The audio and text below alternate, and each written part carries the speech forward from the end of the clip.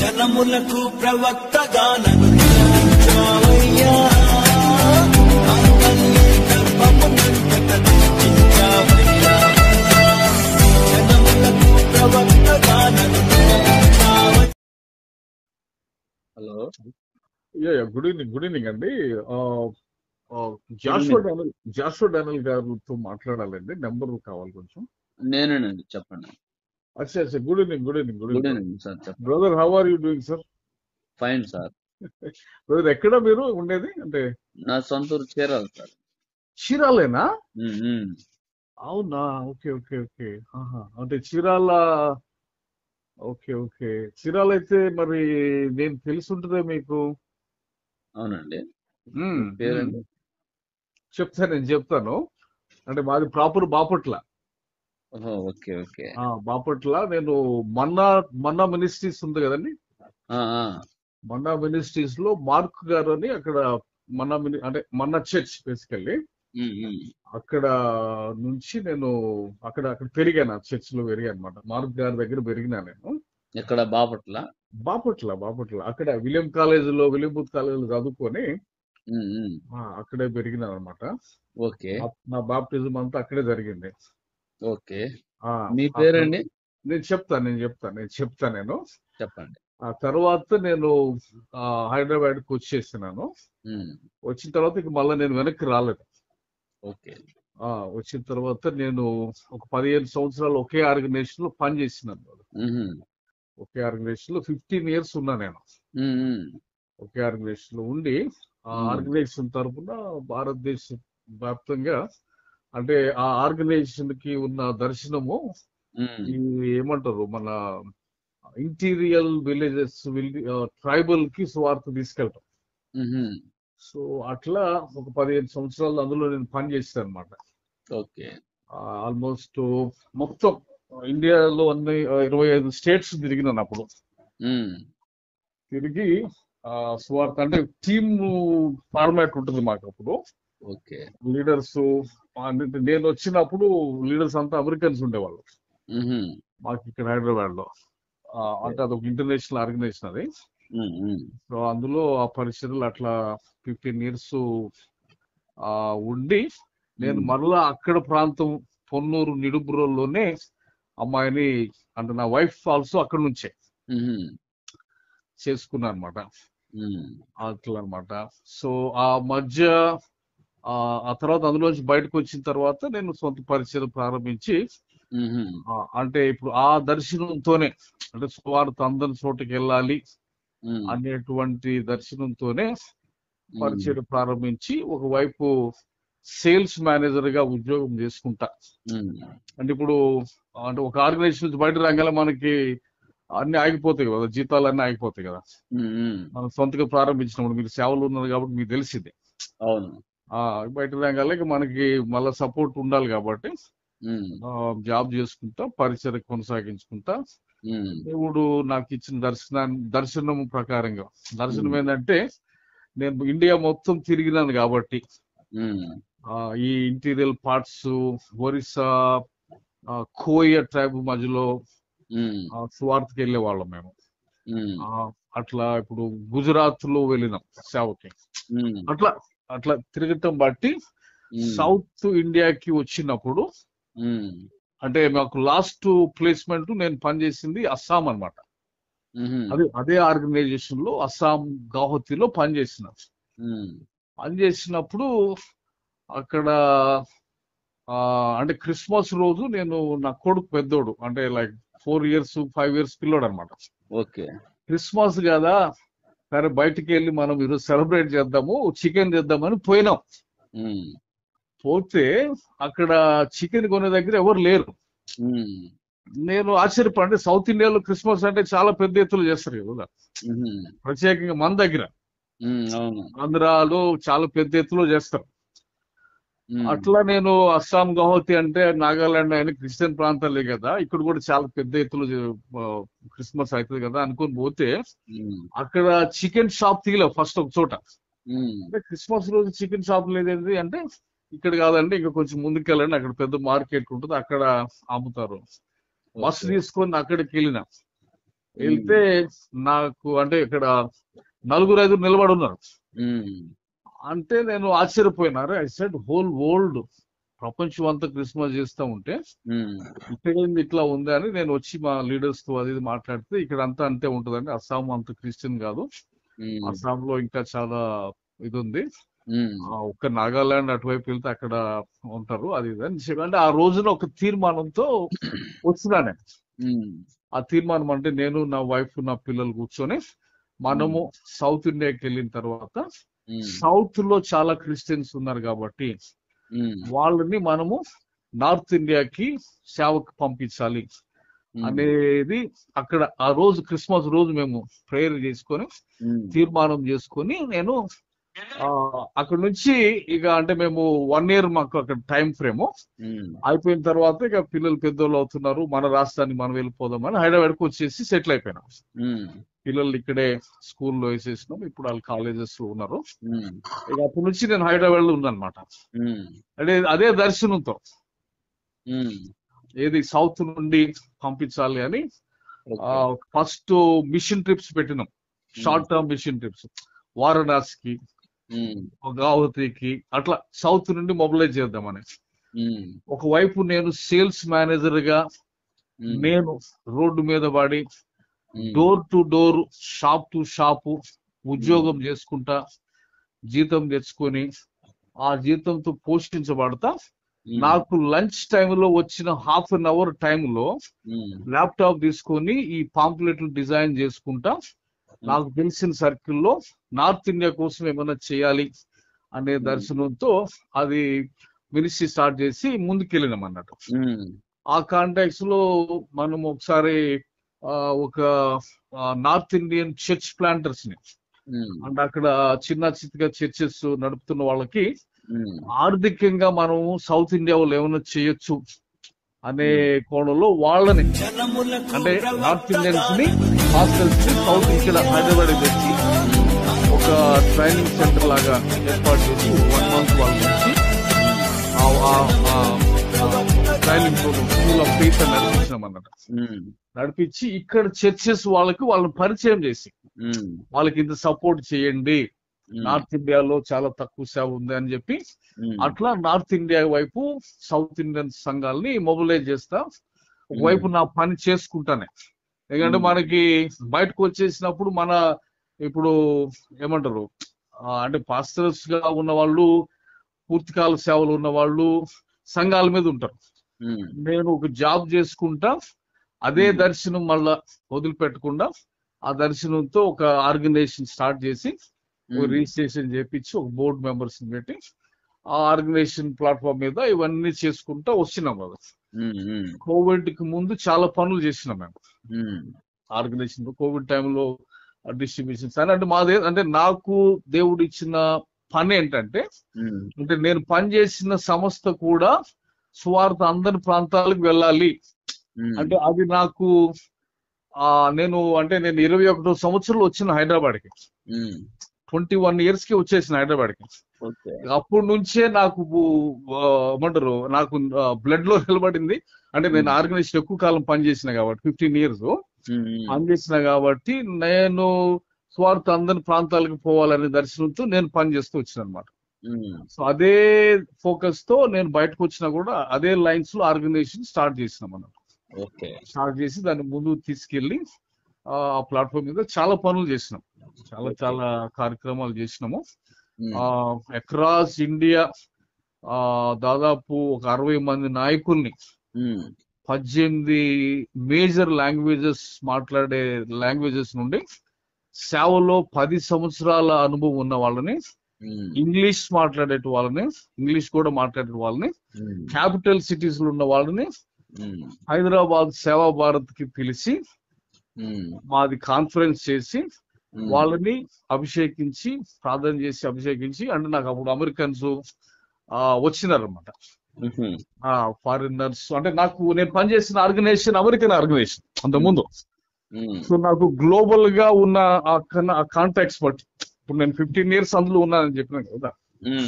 So నాకున్న పరిచయాలు బట్టి నేను అప్పుడు కోవిడ్ ముందు చాలా మందిని ఇన్వైట్ చేసి నేను కాన్ఫరెన్స్ చేస్తుండేవాడిని సిటీలో. అట్లా నేను ఇండియా నేషనల్ లీడర్షిప్ సమ్మిట్ అని డాక్టర్ చిరంజీవి గారు మీకు తెలిసి ఉంటారు.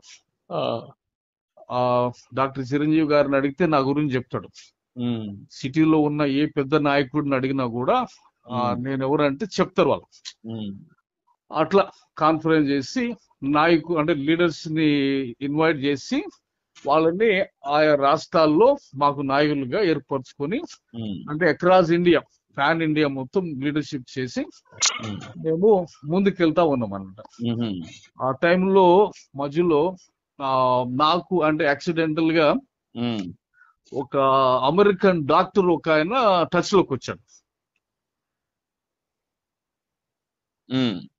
అయితే ఇప్పుడు ఆయన వచ్చినప్పుడు ఆయన బ్రదర్ నేను వస్తున్నా, హైదరాబాద్కి వస్తున్నా, నేను కొంతమంది క్రిస్టియన్ డాక్టర్స్ తో మాట్లాడాలని ఉంది, ఫెలోషిప్ అంటే గెట్ టుగెదర్ లాగా.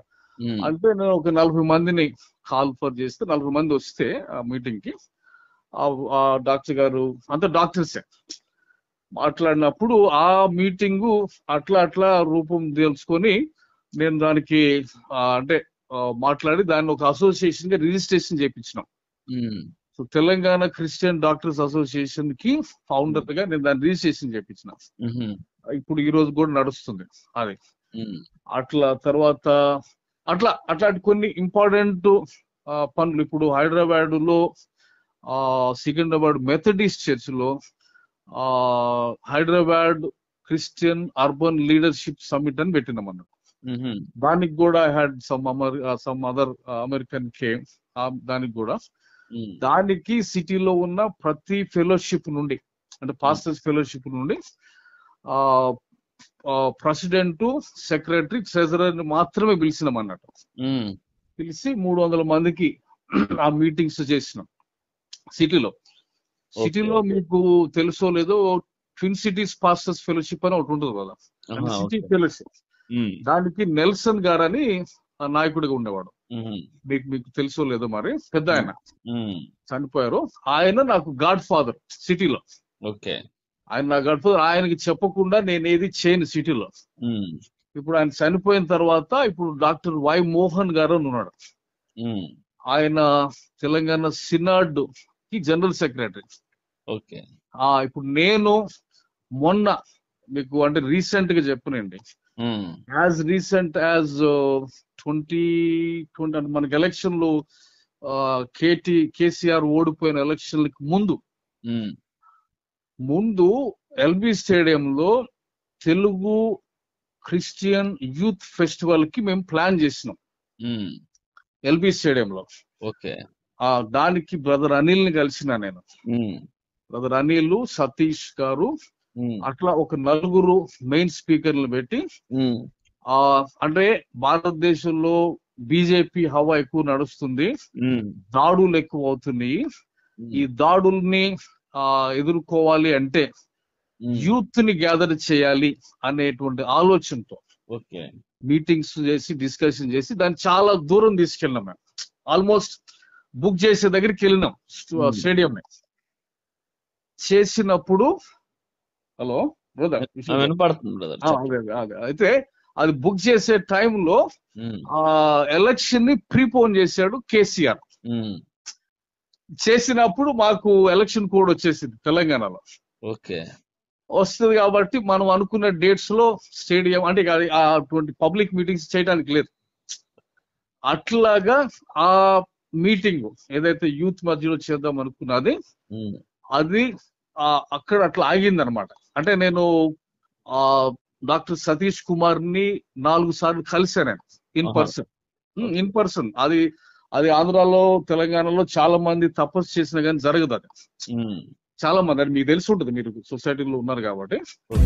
నేను అంటే నాకు అమెరికన్ ఫ్రెండ్స్ ఉన్నారు కాబట్టి నాకు వాళ్ళు వచ్చినప్పుడు డాక్టర్ సతీష్ అంటే ఇంకొకటి సతీష్ గారి పోడియం నుంచి నేను మాట్లాడుతున్నాను ఫుల్ఫీట్ నుండి మాట్లాడి అంటే నాకు ట్విన్ సిటీస్ ఫెలోషిప్ ప్రెసిడెంట్ గారు నెల్సన్ గారు నాకు గాడ్ ఫాదర్ కాబట్టి నేను సిటీలో చేస్తున్న కాన్ఫరెన్స్లకి సతీష్ గారిని ఇన్వైట్ చేయాలి అని కొన్నిసార్లు నేను కలిసినాను కాబట్టి. సో ఆ కనెక్షన్ లో ఒక 3,000 మంది పాస్టర్స్ సతీష్ గారి చర్చిలో గ్యాదర్ అయినప్పుడు నాకు టైం ఇచ్చారు మాట్లాడటానికి. ఓకే. మాట్లాడిన 3,000 మందిలో నాకు టైం ఇచ్చినప్పుడు నేను స్టేజ్ మీదకి వెళ్ళి, సతీష్ గారు నా వెనకాల ఉన్నాడు, స్టేజ్ మీదకి వెళ్ళి నేను ఫస్ట్ మాట చెప్పినాను. ఏమంటే మనం అందరం కలిసి ప్రార్థన చేద్దాము, భారతదేశంలో అతి పెద్ద సంఘంగా ఉంది కాబట్టి సతీష్ గారికి దేవుడు ఒక ఏరోప్లేన్ ఇచ్చేటట్టుగా ప్రార్థన చేద్దాము అని చెప్పి నేను మాట్లాడి, అంటే నాకు ఒక 5-10 మినిట్ టైం ఇచ్చారు. నేను మిగతా విషయాలు కూడా మాట్లాడి ఫస్ట్ ఇది మాట్లాడినా, ఏరోప్లేన్ ఇవ్వాలి దేవుడు సతీష్ గారికి ఆయన. అంటే అందరు చప్పట్లు కొట్టారు, అంతా మంచిగా లంచ్ చేసుకున్నారు, మీటింగ్ అయిపోయింది. అయితే నా తర్వాత సతీష్ గారు నిలబడ్డాడు మాట్లాడటానికి. నిలబడి ఆయన అదేంటంటే, ఈ బ్రదర్ చెప్తున్నది యాక్చువల్ గా నిజం, ఇది యాక్చువల్ గా మేము అనుకుంటున్నాము, ఇదంతా కోవిడ్ కి ముందు కదా, ఇదే ప్రోగ్రామ్ లో ఉన్నాం మేము. ఎందుకంటే నాకు నార్త్ ఇండియాలో ఒక 50,000 ఉన్న సంఘం నుండి నాకు ఇన్విటేషన్ ఉంది, వాళ్ళు నన్ను రమ్మని అడుగుతున్నారు. సో నేను ఇక్కడ చర్చ్ చూసుకొని మళ్ళీ అక్కడ చర్చ్ చూడాలి అంటే ఖచ్చితంగా నాకు ఇట్లాంటిది అవసరం అవుతుంది. సో థ్యాంక్ యూ బ్రదర్ అని చెప్పి ఆయన స్టేజ్ మీద గుర్తించాడు సతీష్ గారు. అంటే సతీష్ గారికి నేను ఇప్పుడు కూడా కాల్ చేసి నేను వెళ్ళి కలుస్తా, అంటే నా రిలేషన్ అది. ఓకే.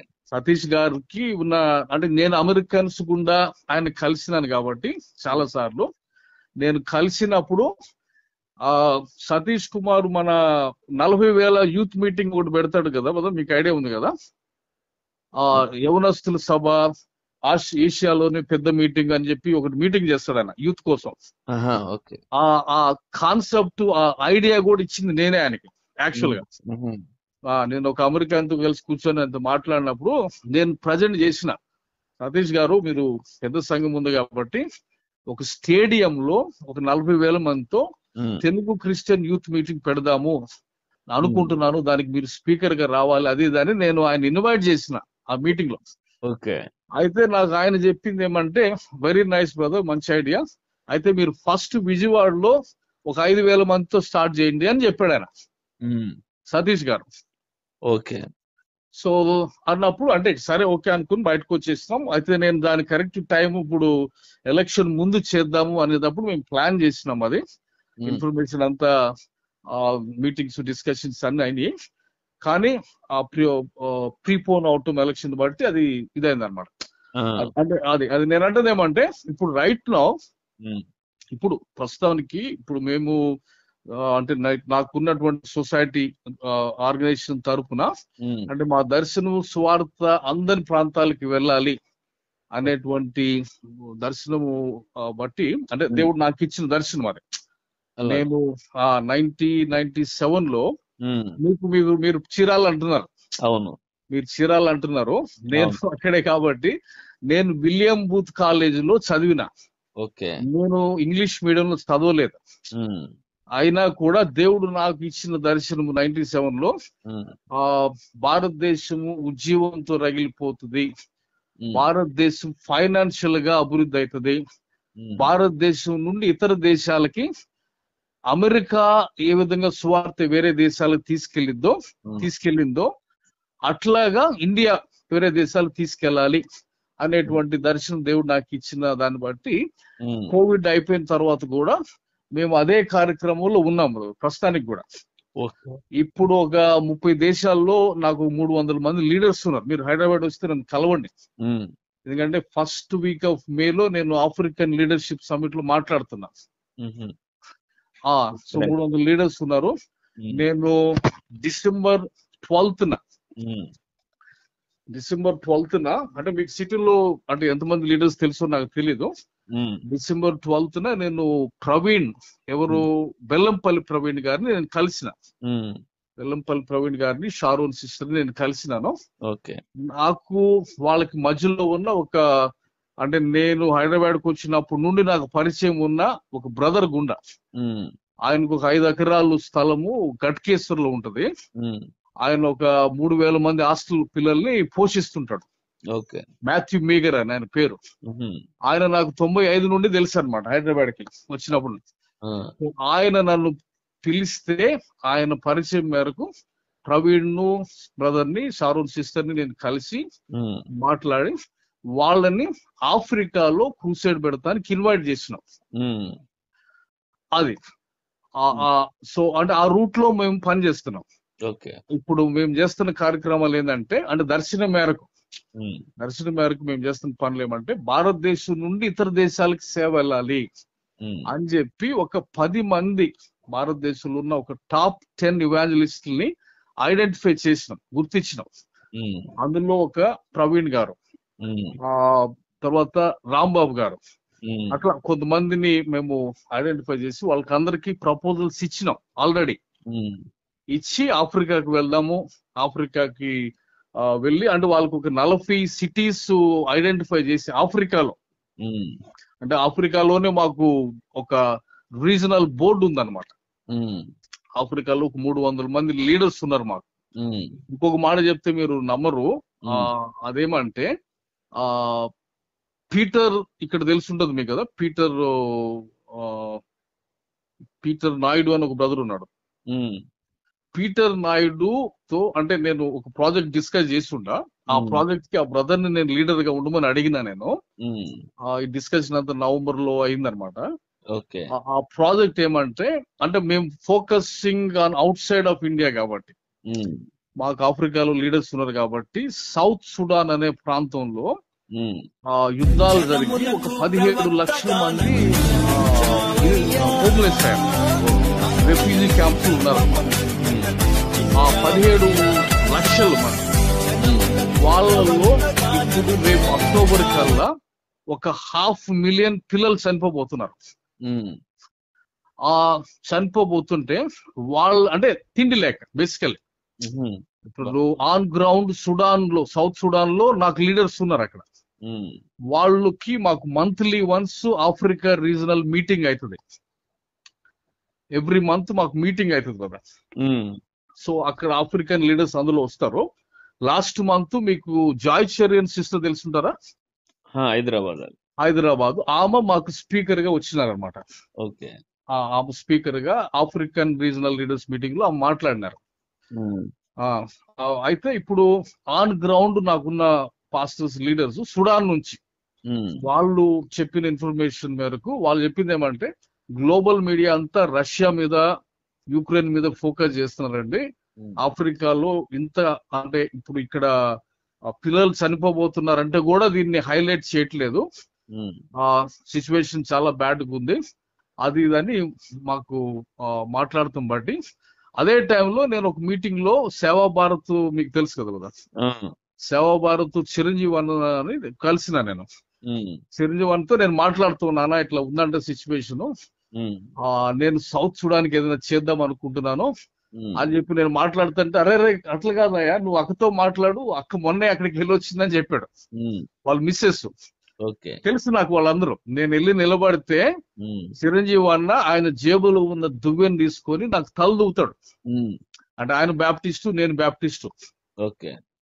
అండ్ వరంగల్లో Warangal baptist church pastor Niranjan Babu, um, ఆయన నాకు బాబాయ్ అవుతాడు. ఓకే. అంటే బ్యాప్టిస్టు అంటే నా మేనత్ కూతుర్ని చేసుకున్నారు వాళ్ళు, ఉమ్, కొంత మేనత్ కూతుర్ని. సో ఆ రిలేషన్స్ ఉన్నాయి కాబట్టి ఆ బ్యాప్టిస్ట్ సర్కిల్ ఉంటాను నేను. ఉమ్, సో అట్లాంటిది అక్కతో మాట్లాడా, అక్క మొన్న వెళ్ళొచ్చింది సుడానికి అని చెప్తే నేను కలిసినాను అక్కడ ఒక డిన్నర్ టైంలో. ఇక్కడ సికింద్రాబాద్ బ్యాప్టిస్ట్ చర్చ్ లోనే ఆ మీటింగ్ జరుగుతుంది అనమాట. అక్కడ మాట్లాడి మేము ఒక ప్లాన్ చేస్తున్నాం రైట్ నౌ. ఉమ్, ఏది, ఈ 10 మంది టాప్ లెవెల్లో ఉన్న సువార్థికుల్ని, ఉమ్, ప్రవీణ్ గారు ఇట్లాంటి వాళ్ళని ఉమ్, ఆఫ్రికాకి తీసుకెళ్లి, ఆఫ్రికా సౌత్ అంతా చాలా క్రిస్టియన్స్ ఉంటారు, నార్త్ ముస్లిమ్స్ ఉంటారు. ఉమ్, నార్త్ నుండి ఒక 40 సిటీస్ ఇచ్చినాం మేము. ఉమ్, వాళ్ళకి ఒక 47 పేజ్ బ్రోచర్ ఇచ్చినాం. ఉమ్, రాంబాబు గారికి, బల్లారి రాంబాబు గారికి, ఉమ్, ప్రవీణ్, షారోన్ సిస్టర్ కి ఉమ్, బ్రోచర్స్ ఇచ్చినాం. ఏది, మిషన్ ఆఫ్రికా అని ఉమ్, అవి పంపించినాము. ఆ పీటర్ బ్రదర్ ని నేను ఆ ప్రాజెక్ట్ మొత్తానికి లీడర్ గా ఉండమని అడిగినా నేను. ఉమ్, దానికి ఒక బోర్డు ఏర్పాటు చేసినాం. ఉమ్, ఒక 100 మంది లీడర్స్ ని పెట్టినాం దాంట్లో. ఉమ్, అంటే 4 డిపార్ట్మెంట్లు పెట్టామన్నమాట అందులో. ఉమ్, అందులో ఒకటి మెడికల్ క్యాంప్స్, అంటే ఇండియా నుండి ఒక 300 మందిని తీసుకెళ్దాం ఆఫ్రికాకి. ఉమ్, వీటిల్లో భాగంగా మేము ప్లాన్ చేస్తుంది ఏంటంటే ఒక 10,000 టన్స్ తోటి, ఉమ్, బ్రదర్, అది మీరు వినండి. అది నేను అనేది ఏమంటే ఒక 10,000 టన్స్ తోటి ఉమ్, గ్రోసరీస్ ని, అంటే అక్కడ ఆ పరిస్థితిని బట్టి కరువు ఉంది కాబట్టి ఉమ్, భారతదేశ సంఘాలు ఇతర దేశాలకు ఆశ్రదకరంగా మారాలి. ఉమ్, మనం ఎప్పుడు అమెరికా ఆస్ట్రేలియా ఇస్తే తిందామనేటట్టు ఉండొద్దు. ఉమ్, క్రీస్తులో మనం కూడా ఆస్వాదించబడ్డాము. సో మనం కూడా అడుగు ముందుకేస్తేనే మనం దీవించబడతాము అన్నటువంటి, అంటే విశ్వాసంలో అడుగు ముందుకేస్తేనే. ఆ, అంటే ఇప్పుడు పక్షవాది గలవాడిని లే అంటాడు దేవుడు, అవును. ఈ ఊత్సేయగలవాడిని చేయి చాపు అంటాడు దేవుడు. ఉమ్, వాళ్ళు చాపినప్పుడే బాగుపడతారు. ఉమ్, నేను అనేది ఏమంటే మనం పేదలం అన్నంత కాలం మనం అక్కడే అయిపోతాం. ఉమ్, మనము అడుగేస్తే ఆ, ఆస్వాదించడానికి ఇతర దేశాలని, అప్పుడు మనం కూడా ఆస్వాదించబడతాము అన్న కోణంలో మిషన్ ఆఫ్రికాని మేము వర్కౌట్ చేస్తున్నాం ప్రస్తుతానికి. ఓకే. ఒక 300 మందిని ఇక్కడ నుంచి తీసుకెళ్లి, ఉమ్, అంటే ఆల్రెడీ నాకు తెలంగాణ క్రిస్టియన్ డాక్టర్స్ అసోసియేషన్ ఉంది కాబట్టి ఉమ్, కొంతమంది డాక్టర్స్ ని తీసుకెళ్లి ఉమ్, అక్కడ మెడికల్ క్యాంప్స్, ఈ షిప్ ఒకటి మాట్లాడుకొని ఉమ్, 10,000 టన్నులు షిప్ లో వేసుకొని ఉమ్, అక్కడికి తీసుకెళ్లి ఒక 10,000 కుటుంబాలకి ఓకే. మనము గ్రోసరీస్ ఇవి సప్లై చేసి, ఫుడ్ సప్లై చేసేటట్టు, ఆ పిల్లలు చావకుండా ఆపేటట్టుగా ఉమ్, మనము చేద్దాము అని చెప్పి ఉమ్, ఆ ప్రోగ్రామ్ లో రైట్ నో మేము పనిచేస్తా ఉన్నాం కదా. ఓకే. అంటే ఇప్పుడు మనకి నెలకి, అంటే మనకి పరిచయం ఇప్పుడు ఒక 20-30 దేశాల్లో ఉంది కాబట్టి ఆ, మాకు నెలకు ఒక 17 వర్చువల్ మీటింగ్స్ ఉంటాయి, ఉమ్, జూమ్ మీటింగ్స్ ఉంటాయి అన్నమాట. 17 ఉంటాయి. మేము పనిచేసే ప్రతి దేశంలో మాకు కమిటీస్ ఉంటాయి, బోర్డ్స్ ఉంటాయి అన్నమాట. ఓకే. అంటే ఇప్పుడు శ్రీలంకలో మాకు ఒక 130 మంది పాస్టర్స్ ఉంటారు. ఓకే. పాకిస్తాన్ లో కొంతమంది ఒక 70 మంది ఉంటారు. ఆ, భూటాన్ లో 40-50 మంది పాస్టర్లు, కంబోడియాలో ఉన్నారు. ఉమ్, ఇట్లా వీళ్ళకి మనము చెప్తుంది అంటే మన హోల్, అంటే మన విజన్ ఏంటంటే ఉమ్, భారతదేశము ఇతర దేశాలకు ఆశీర్వాదకరంగా ఉండాలా ఉమ్, అని చెప్పి అందులో భాగంగా ఉమ్, అడాప్షన్ ప్రోగ్రామ్ అని ఒకటి పెట్టినాం. ఉమ్, ఇప్పుడు చిన్న చిన్న సంఘాలు, మీరు శ్రీలంకలో ఉన్న పాస్టర్స్ ని మీరు బ్రాంచ్ కింద అడాప్ట్ చేసుకోవచ్చు. ఉమ్, అంటే మీ సంఘం అవుతారు వాళ్ళు, ఉమ్, నెలకింత అని వాళ్ళకి సపోర్ట్ చేస్తాము. ఉమ్, వాళ్ళు నెక్స్ట్ 2 years మీకు బ్రాంచ్ లెక్కన మీతో కలిసి ఉంటారు, ఓకే. మీ సంఘంగా బేసికల్. ఉమ్, అట్లా అని కొన్ని సంఘాలని మేము ఇక్కడ అడాప్షన్ కూడా మేము వర్కౌట్ చేసినాం. కొంతమంది మనకి, అంటే ఇప్పుడు వరంగల్లో బిషప్ మార్కండేయ గారు ఉన్నారు, వరంగల్ పాస్టర్స్ ఫెలోషిప్ ప్రెసిడెంట్ ఆయన. ఉమ్, ఆయన 2 సంఘాలు అడాప్ట్ చేసుకున్నాడు. ఉమ్, ఆయన నెల వాళ్ళకి 5,000 చొప్పున ఆయన పంపుతా ఉంటాడు. ఓకే. ఇది అది ఇట్లాంటి పరిచయం చేస్తా ఉన్నా కదా నేను. ఓకే. సో అదనమాట, నేను అంటే బాపట్ల నుండి వచ్చి ఉమ్, ఇది ఇట్లాంటి పరిచయం చేస్తున్న నా గురించి ఆ, మీరు అనిల్ అని చెప్పి ఏదో వీడియో పెట్టి నడిపిస్తా ఉన్నారు. అవునవును, మీరేనా అనిల్? మీరు చెప్పండి మరి, ఏది రైట్ ఏది రాంగో. ఇప్పుడు జనములకు ప్రవక్త ఆహా. గానను నియమించావయ్యా. మరి ప్రవీణ్ తాగటం మీరు చూసారా? ఆహా, ఇవన్నీ కాదు, ఆపు నువ్వు. మళ్ళీ కాదని చెబుతా, నీ సోద నాకెందుకు, నువ్వేం చేస్తే నాకెందుకు? నేను అడిగిన అరే బట్టే వాసన రే. నీకేం తెలుసురా నీకు? రే అనిల్ గా, నువ్వు ఎవడరా యూజ్లెస్ ఫెలో నువ్వు? నువ్వు పెద్ద పోటు కూడా అనుకున్నావు అంటారా నువ్వు? నువ్వు అంటే నువ్వు ఇన్ని చెప్తే అనుకుంటా. అనిల్ గా, నీ అబ్బా, నువ్వు ఎవడరా? నువ్వు యూజ్లెస్ ఫెలో, ఇంతలోనే బయటపడదు ఏదో యూజ్లెస్ ఫెలోగా. ఏంటది? యూజ్లెస్ ఫెలో ఏంటది? నువ్వు చెప్పినంత ఏమందరా బాడుకోగా నీ నువ్వు ఇప్పుడు దాకా నువ్వు చెప్పిన దానికి నువ్వు మాట్లాడిన తేడా ఉందంటరా అనిల్ గా? రే ఇప్పుడు దాకా నువ్వు మాట్లాడిన దానికి, నువ్వు చెప్పిన దానికి, నువ్వు పెట్టుకున్న సోదికి, నువ్వు మాట్లాడిన దానికి ఉందంటరా నీకు? బిషప్ లెవెల్లో మీరు ఉండే ఒక పనికి మాట్లాడు. నేను అడిగిన దానికి సమాధానం చెప్పకుండా నువ్వు అంటావే. నేనేం అడిగాను? నువ్వు తాగడం చూసావా? ఏంటది నువ్వు తాగుతుంది చూసావా? పడా ప్రవీణ్ కుమార్ గారు తాగడం చూసావా? బ్రదర్ ఒక్క మాట నేను నువ్వు చెప్తాను. తాగడం చూసే చెప్పు. అంటే నేను చూడకపోతే ఆయన తాగడానట. నువ్వు మరి అంతే, అంతే నువ్వు చూసావా? నువ్వు ఎప్పుడైనా తాగి నీతో కలిసి తాగాడా? లేదు మీ ఇద్దరు కలిసి తాగారా? ఒక మాట నాకు ఇవన్నీ కాదు. నువ్వు నిజంగా నువ్వు చెప్పిన వాస్తవాలు అయితే నువ్వు దీనికి సమాధానం చెప్పు. నువ్వు ఏంటది? నువ్వు చెప్పినంత నువ్వు నాకు ఎంతో చెప్పావు కదా, నేను నిజంగా విన్నా. అది నాకు ఎక్కడ వింటున్నా అనిపించింది. నువ్వు తాగావా? నువ్వు అసలు ఎట్ట మాట్లాడుతుంటేనే నువ్వు అంతలో టెంప్టేషన్ అయ్యావు. నువ్వు టెంప్టేషన్ కాదు బ్రదర్. ఇప్పుడు పద్ధతిగా మాట్లాడి నువ్వు ఎవడెవడు చెప్పినాడు తనబాక. వన్ మినిట్ నాకు కానీ తెలుసులే, కానీ నేను మాట్లాడేది ఏంటంటే మీరు అసలు ఏం నువ్వు తాగడం చూసావా? నువ్వు చెప్పు. తాగటం ఎవరు చూస్తారు బ్రదర్? అది మరి నువ్వు తాగిన ఎలా చెప్తున్నా? నువ్వు డెడ్ బాడీని చూసావా? ఒకటి ఇక్కడ నువ్వు డెడ్ బాడీని చూసావా? నేను అన్ని చూసినా. ఎక్కడున్నా నువ్వు చెప్పు. నేను సికింద్రాబాద్ చర్చిలో. నువ్వు సికింద్రాబాద్ చూసావు. నేను స్పాట్ కి వెళ్ళి చూసా. ఒక ఎస్సీ కమిషన్ చైర్మన్ తీసుకుని వెళ్ళి రాజ్యాంగ పదవిలో ఉన్న వ్యక్తిని తీసుకుని వెళ్ళి నేను అప్పుడు ఆయన లేకపోతే పోస్ట్ మార్టం కూడా చేసేవాళ్ళు కాదు. అర్థమైందా?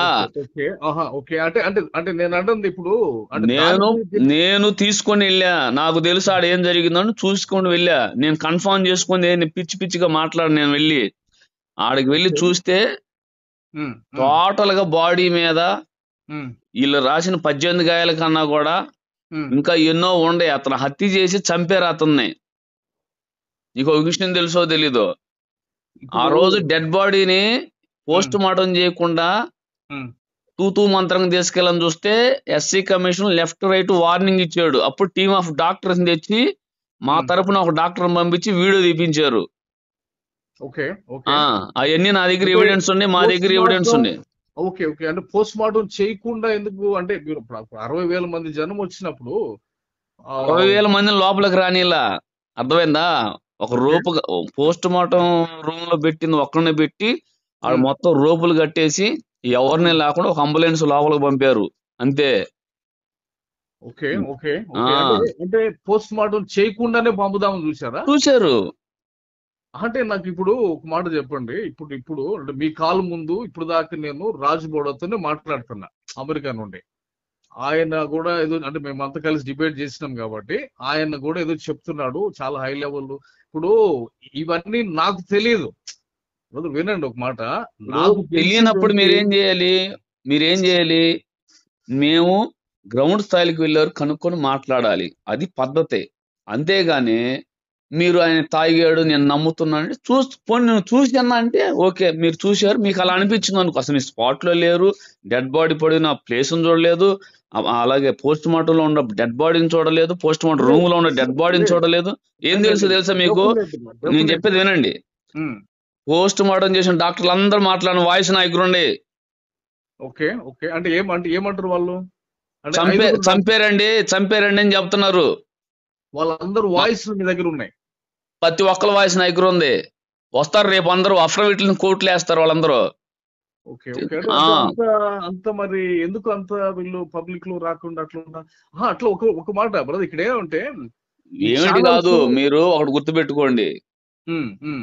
ఒక విషయంలో ఏదైనా మాట్లాడేటప్పుడు ముందు వెనక పూర్తిగా కనుక్కొని మాట్లాడాలి. ఇది క్రైస్తవ్యంతో మనోభావాలతో ముడిపడి గుండె గాయమైన పరిస్థితుల్లో ఉన్న దాన్ని అదేమి విచారణ చేయకుండా ఏదో మీడియా వాడు ఎవడో పిలిచాడని చెప్పేసి ఏం తెలుసు ఆర్టీ వాడు గురించి నీకు? అదే నేను అంటుంది. నాకు రాజుబౌడ ఫోన్ చేసి మాట్లాడతా ఆర్టీవీది చౌదరీస్ కదండి అంటున్నాడు. నాకు చౌదరీస్ తో కమ్మాజ్ అంటే అసలు అరే నాకేం తెలుసు, మనకి ఛానల్స్ తో పని ఏముంటది? ఏ ఛానల్ అయినా కావచ్చండి. మీరు వాస్తవం ఎందుకు మాట్లాడలేదు నాకు చెప్పండి. మీరు చూడకుండా మీరు ఎట్లా మాట్లాడతారు? ఒక మాట ఇప్పుడు మనకి ఒకటి గుర్తు పెట్టుకోండి, సిద్ధాంత పరంగానో లేదా ఇంకో పరంగా ఉండొచ్చు. అక్కడ వాస్తవాలు అనేవి ఆడ కనపడుతున్నాయి కదా అనే దగ్గర నేనున్నా. ఏం కనపడి చెప్పండి, మీరేం కనపడి చెప్పండి. నేను అనేది వీడియోస్ ఉన్నాయి, ఫుటేజెస్ వస్తున్నాయి కదా.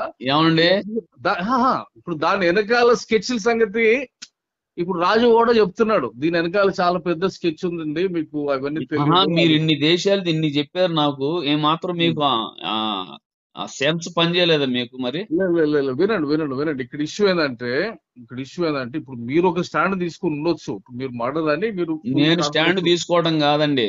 నేను 26వ తారీఖు, నేను 24వ తారీఖు నా దగ్గర కూడా వచ్చారు మతోన్మాదులు, తెలుసా? ఓకే ఓకే ఆ ఓకే వాడు వా- ఆ నేను వాడు క్యాచ్ చేసే సమయంలో లెఫ్ట్ లో వెళ్ళిపోయాను. నేను అప్పుడు వేరే కొండేకి బయలుదేరి వెళ్ళాను. నేను 24 వెళ్ళాను, 25 చూసిన, 26 ఉదయం నాకు తెలిసింది.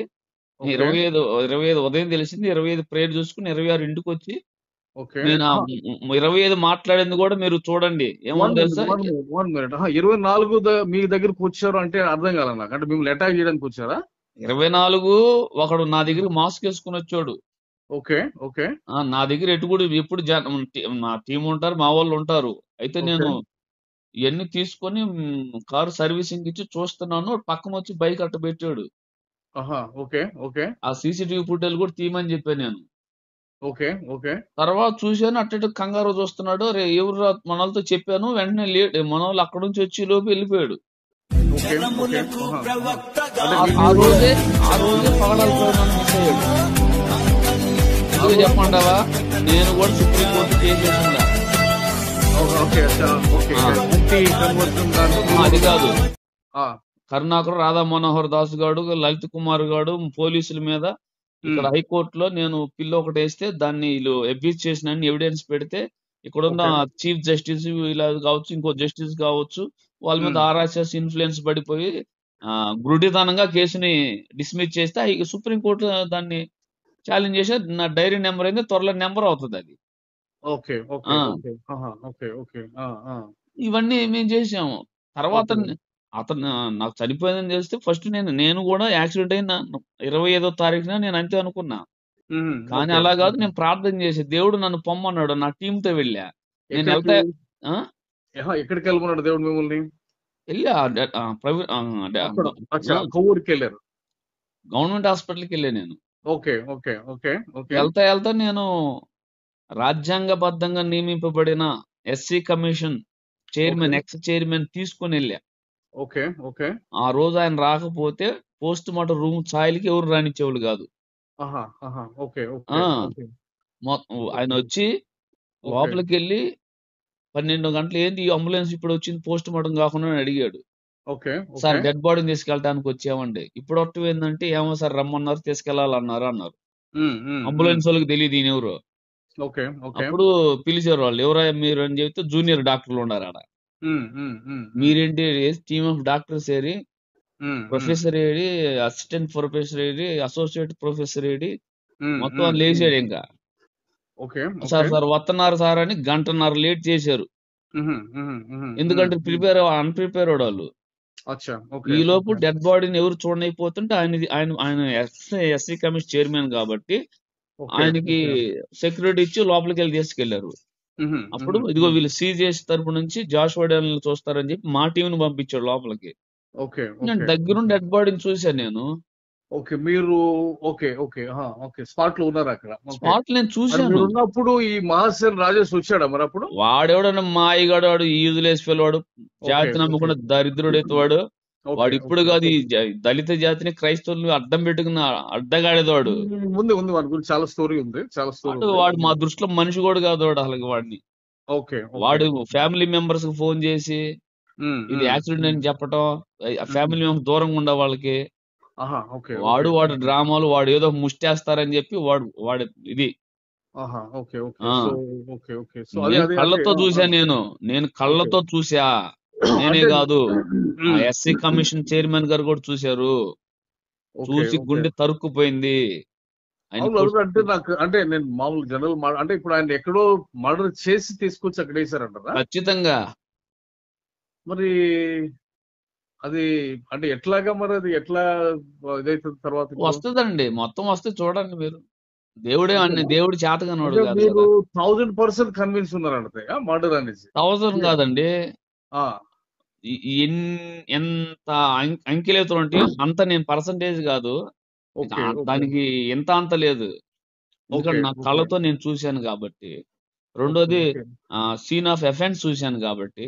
తర్వాత పోలీస్ కాంట్రడక్షన్ వీడియోస్ కావచ్చు, వాళ్ళ స్టేట్మెంట్లు కావచ్చు, దాన్ని అది లీగల్ ప్రమిసెస్ లో రావాల్సిన చోటకు వచ్చిందిలేండి. అది దాని గురించి నేను ఓకే తొందరపడాల్సిన అవసరం లేదులే గాని.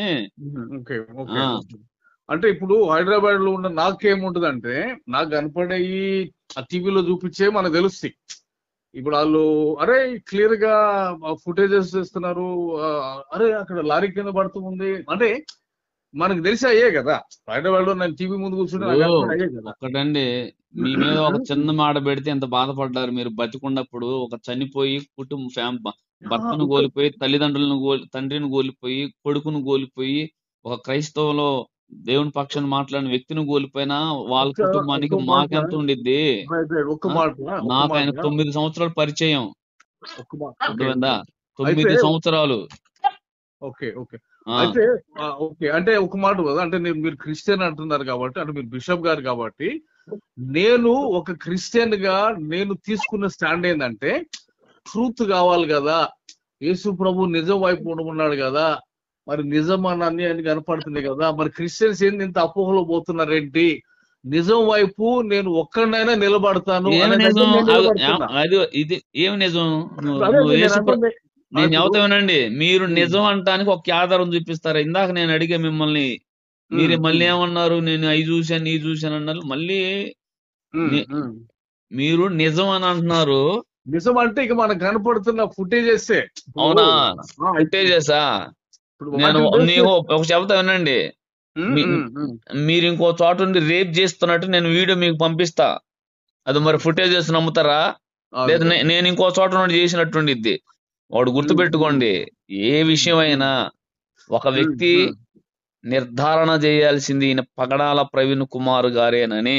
సీసీటీవీ ఫుటేజ్లు, వైన్ షాపులో ఉండ ఆ బాయ్స్ రోడ్డు మీద పడినప్పుడు వాళ్ళు లేపిన వాళ్ళు, టోల్ గేట్లు సిబ్బంది, లేదంటే పోలీసు, ఎఫ్ఎస్ఎల్ కాదు, ముందు వ్యక్తిని నిర్ధారణ చేయాల్సింది ఫ్యామిలీ.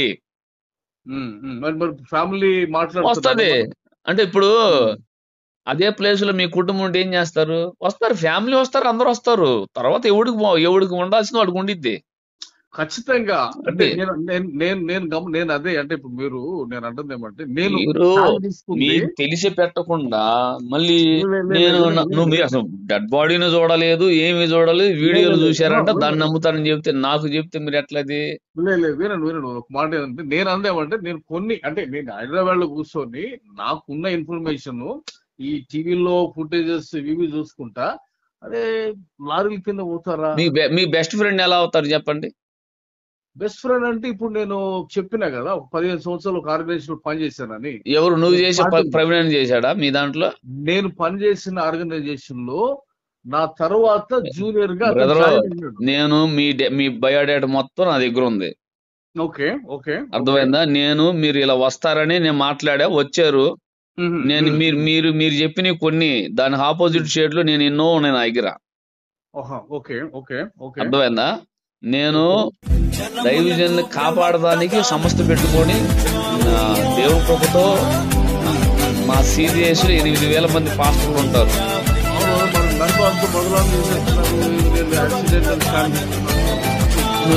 అదే అంటుంది. ఇప్పుడు యాక్సిడెంటల్ స్టాండ్ తీసుకుని ఏ ఆధారంతో తీసుకున్నావు? ఒక మాట అంటే నాకు ఒక్క మాట కాదు, నేను ఎప్పటికైనా చెప్తున్నా, మీకు లైఫ్ టైం చెప్తున్నా నేను. మీరు ఏ ఆధారాన్ని బట్టి ఆయన యాక్సిడెంట్ తాగాడని చెప్తున్నాడు? తాగాడని అట్లే చెప్తావు? ఊరుకోవా స్వామి, నువ్వు అసలు తాగాడని చెప్తావు నువ్వు? ఆయన షుగర్ ఉన్నవాడికి తాగుతాడా? నీకు తెలుసా? వినండి నేను చెప్పేది వినండి. తాగుబోతుని చేసి మాట్లాడితేవే నువ్వు ఒక గంజాయి తాగి అమ్మేవాడు నువ్వంటే ఎంత బాధ? నువ్వు బ్రోతలు నడిపించాడు, నువ్వెంత బాధపడ్డావు? అట్లా కాదు, ఒక్క మాట. ఆయన మందు తాగాడు, నువ్వు చూసా?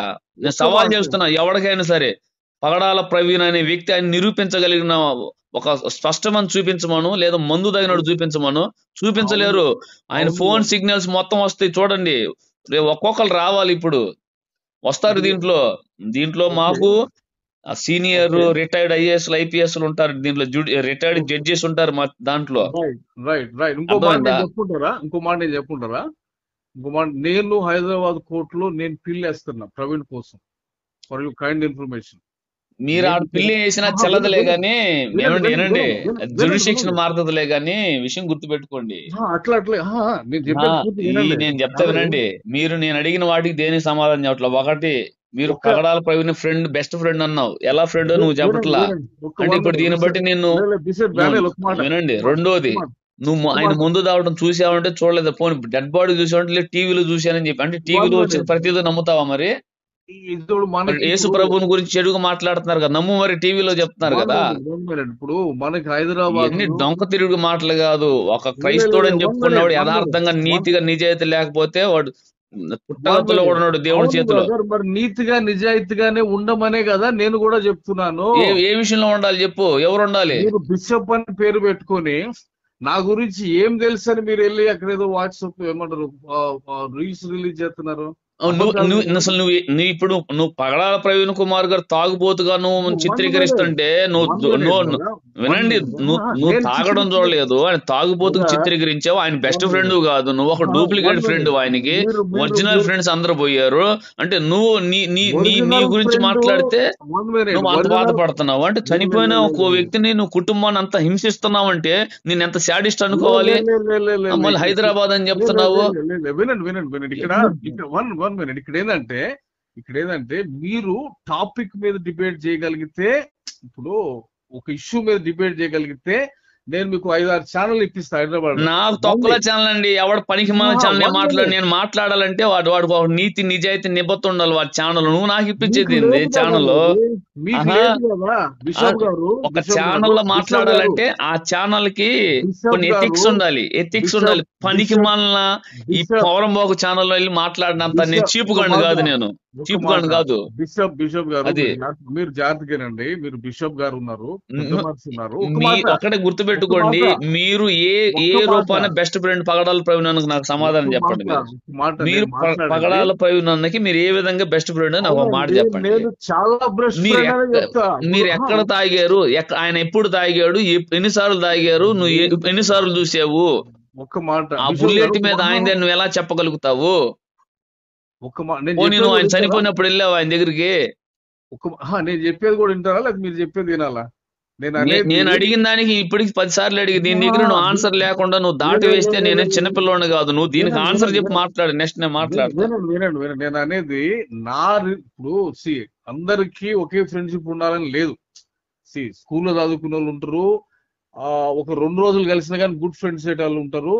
నా ఫ్రెండ్షిప్ ఒకే ఆర్గనైజేషన్ లో పనిచేసినా కాబట్టి మా వేవ్ లెంత్ వేరేగా ఉంటది, మేము మాట్లాడుకునే విషయాలు వేరేగా ఉంటాయి. నువ్వు ఒక సంస్థలో పనిచేసినోడివి, ఆయన ఇంకో సంస్థలో వేరే చోట పనిచేసినంత మాత్రాన నీకు బెస్ట్ ఫ్రెండ్ ఎలా అవుతాడు? నా డిస్కషన్ నాకుంటదండి. ఏం డిస్కషన్ అండి మీకుండేది? ఏం డిస్కషన్ ఉంటది? వినండి, ఇప్పుడు నేను బెస్ట్ ఫ్రెండా కాదనేది మీరు చెప్పకూడదు, నేను చెప్పు. అది నువ్వు ఎక్కడ చెప్తావండి? నువ్వే చెప్పు. నువ్వు బెస్ట్ ఫ్రెండ్ ఎలా చెప్పు? నేను చెప్పుకుంటా. నా నా 9 సంవత్సరాలు మిమ్మల్ని ఎక్కడ చూడలేను నేను. తెలుసా? మీకు చూడకపోగా మీ విషయాలు ఏమిటో కూడా నాకు తెలుసు. ఇప్పుడు నేను మాట్లాడతావు ఎందుకు మరి? నువ్వు 9 సంవత్సరాలు బెస్ట్ ఫ్రెండ్ ఎలా అంటే అబద్ధం ఎందుకు చెప్తాను? క్రైస్తవుడు ముసుగులేసి ఉన్న ఇప్పుడు నాకు నమ్మకం. నాకు ఇప్పుడు డౌట్ ఏం తెలుసా, ఇందులో నీ హస్తం కూడా డౌట్ వస్తుంది నాకు ఇప్పుడు. నేను అనేది అదే. ఇప్పుడు నేను చెప్పబోతుంది ఏంటంటే నేను నీ అంత దిగజారలేను. నువ్వు దిగజారావు, నీచానికి దిగజారటం కాదు, నువ్వు అసలు అధమ పాతాళానికి వెళ్ళి నరకానికి పరిగెత్తుతున్నావు. నువ్వు అర్థమైందా? నువ్వు ఎంత ప్రలోభాలకు గురయ్యావో, లేదు ఏమి తీసుకున్నావో, నువ్వు అంతలా నీచంగా మాట్లాడుతున్నావు. ఏమి చూడకుండా, ఏ ఆధారాలు లేకుండా, అసలు డెడ్ బాడీనే చూడకుండా, నువ్వు ఆడకు రాకుండా నువ్వు అలా చెప్తావు. నువ్వు దిగజారటం కాదు, నీచానికన్నా మరణం మీరు అంతగా దిగజారిపోయావు నువ్వు. నేను అనేది ఏమంటే, ఇప్పుడు మీరు బిషప్ గారు అయి ఉండి, మీరు పెద్ద మనిషి అయి ఉండి, పెద్ద మనిషి ఏమండి నేను చెప్పేది ఏంటండి, నేను అనలేనట్లుగా. ఇప్పుడు పెద్ద మనిషి ఎన్ని కాదు, ఒక లోకస్తులతో మాట్లాడినది నువ్వు అనేది ఏంది? నువ్వు అంత నీచంగా దిగదారి, అంత పనికిమాలిన తరంగా మాట్లాడి, ఆ పనికిమాలిన ఛానల్లోకి వెళ్ళి పబ్లిసిటీ పిచ్చి బట్టి మళ్ళీ వాడితో వెళ్ళి కూర్చొని మాట్లాడి నువ్వు పగడాల ప్రవీణ్ గారు తాగారు, ఎట్లా తాగాలి నమ్మది ఏం లాజిక్ నువ్వు చెప్పేది? అదే నేను టీవీలో చూసి చెప్పానంటావా? టీవీలో మాట్లాడి చెప్తారంటావా? అది ప్రామాణికమా? ఇక్కడ బిషప్ గారు ఇక్కడ ఏంటంటే, నేను అనేదేమంటే, డానియల్ ఒక లంగా నా కొడుకు, వాడు బట్టే బాసు అని నేను అనలేను. అది నాకు ఇప్పుడు సంస్కారం నేను కాదు. ఇప్పుడు నేను అంటున్నది ఇప్పుడు నేను అంటే వినండు. ఇప్పుడు నువ్వు ఉన్నావు కానీ అనిల్ అను బ్రోకర్ గాడు, వాడు పక్కలేసి బతికేవాడు, వాడు నపంసకుడు అని అన్నాను అనుకో, నువ్వెంత బాధపడతా? అదే బ్రదర్ నేను అంటే మీరు అనిల్ అనేవాడు ఒక నపంసకుడు, వాడు పక్కలేసి బతికేవాడు, ఇప్పుడు రెడ్ లైట్ ఏరియాలు తిరిగేవాడు, అమ్మాయిలు అటు ఇటు నాచేవాడు, బ్రౌన్ షుగర్ అమ్మేవాడు, ఒక దగాకోరు అని అన్నాను అనుకో, నువ్వెంత బాధపడతా? అదే బ్రదర్ ఇప్పుడు మీరు ఆల్రెడీ అనేసారు కదా, మరి నువ్వు అన్నావు ఇందాక, మరి ఒక మాట ఇందాక నువ్వు అన్నావు కదా ఆ మాట. నేను అనేది నువ్వు అన్నది అంటే నేను చెబుతుంది అదే. నాకు ఖచ్చితంగా నీ మీద నాకు డౌట్ వస్తుంది ఇప్పుడు. అంటే ఇంతమంది నువ్వు 300 పాస్టర్లు 400 పాస్టర్లు అంటున్నావు అంటే ఖచ్చితంగా వీళ్ళు కూడా చంపిస్తాను కానీ నువ్వు ప్లాన్ చేస్తా.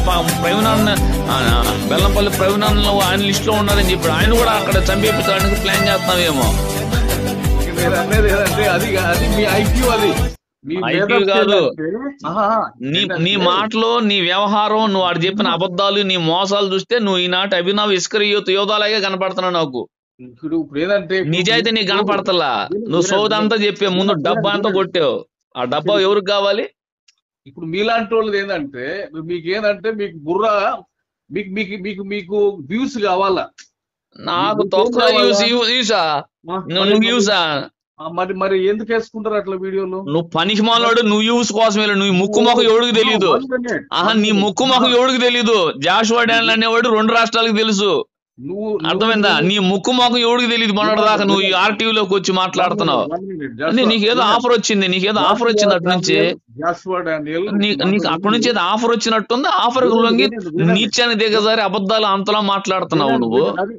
నేను అదే అంటుంది, అది మీ ఐక్యూ. అది నీకు అసలు నీ మైండ్ పోయింది నీకు. అసలు నాకు తెలిసి నాకు ఎట్లా అనిపించింది తెలుసా, నువ్వు ఫుల్ తాగి ఆ లైవ్ లో మాట్లాడుతున్నా అనిపించింది. ఆ కామెంట్స్ కూడా చాలా మంది పెట్టారు. విను సార్, ఇప్పుడు మీకున్న మేధస్సు అది, మీకున్న తెలివి అది.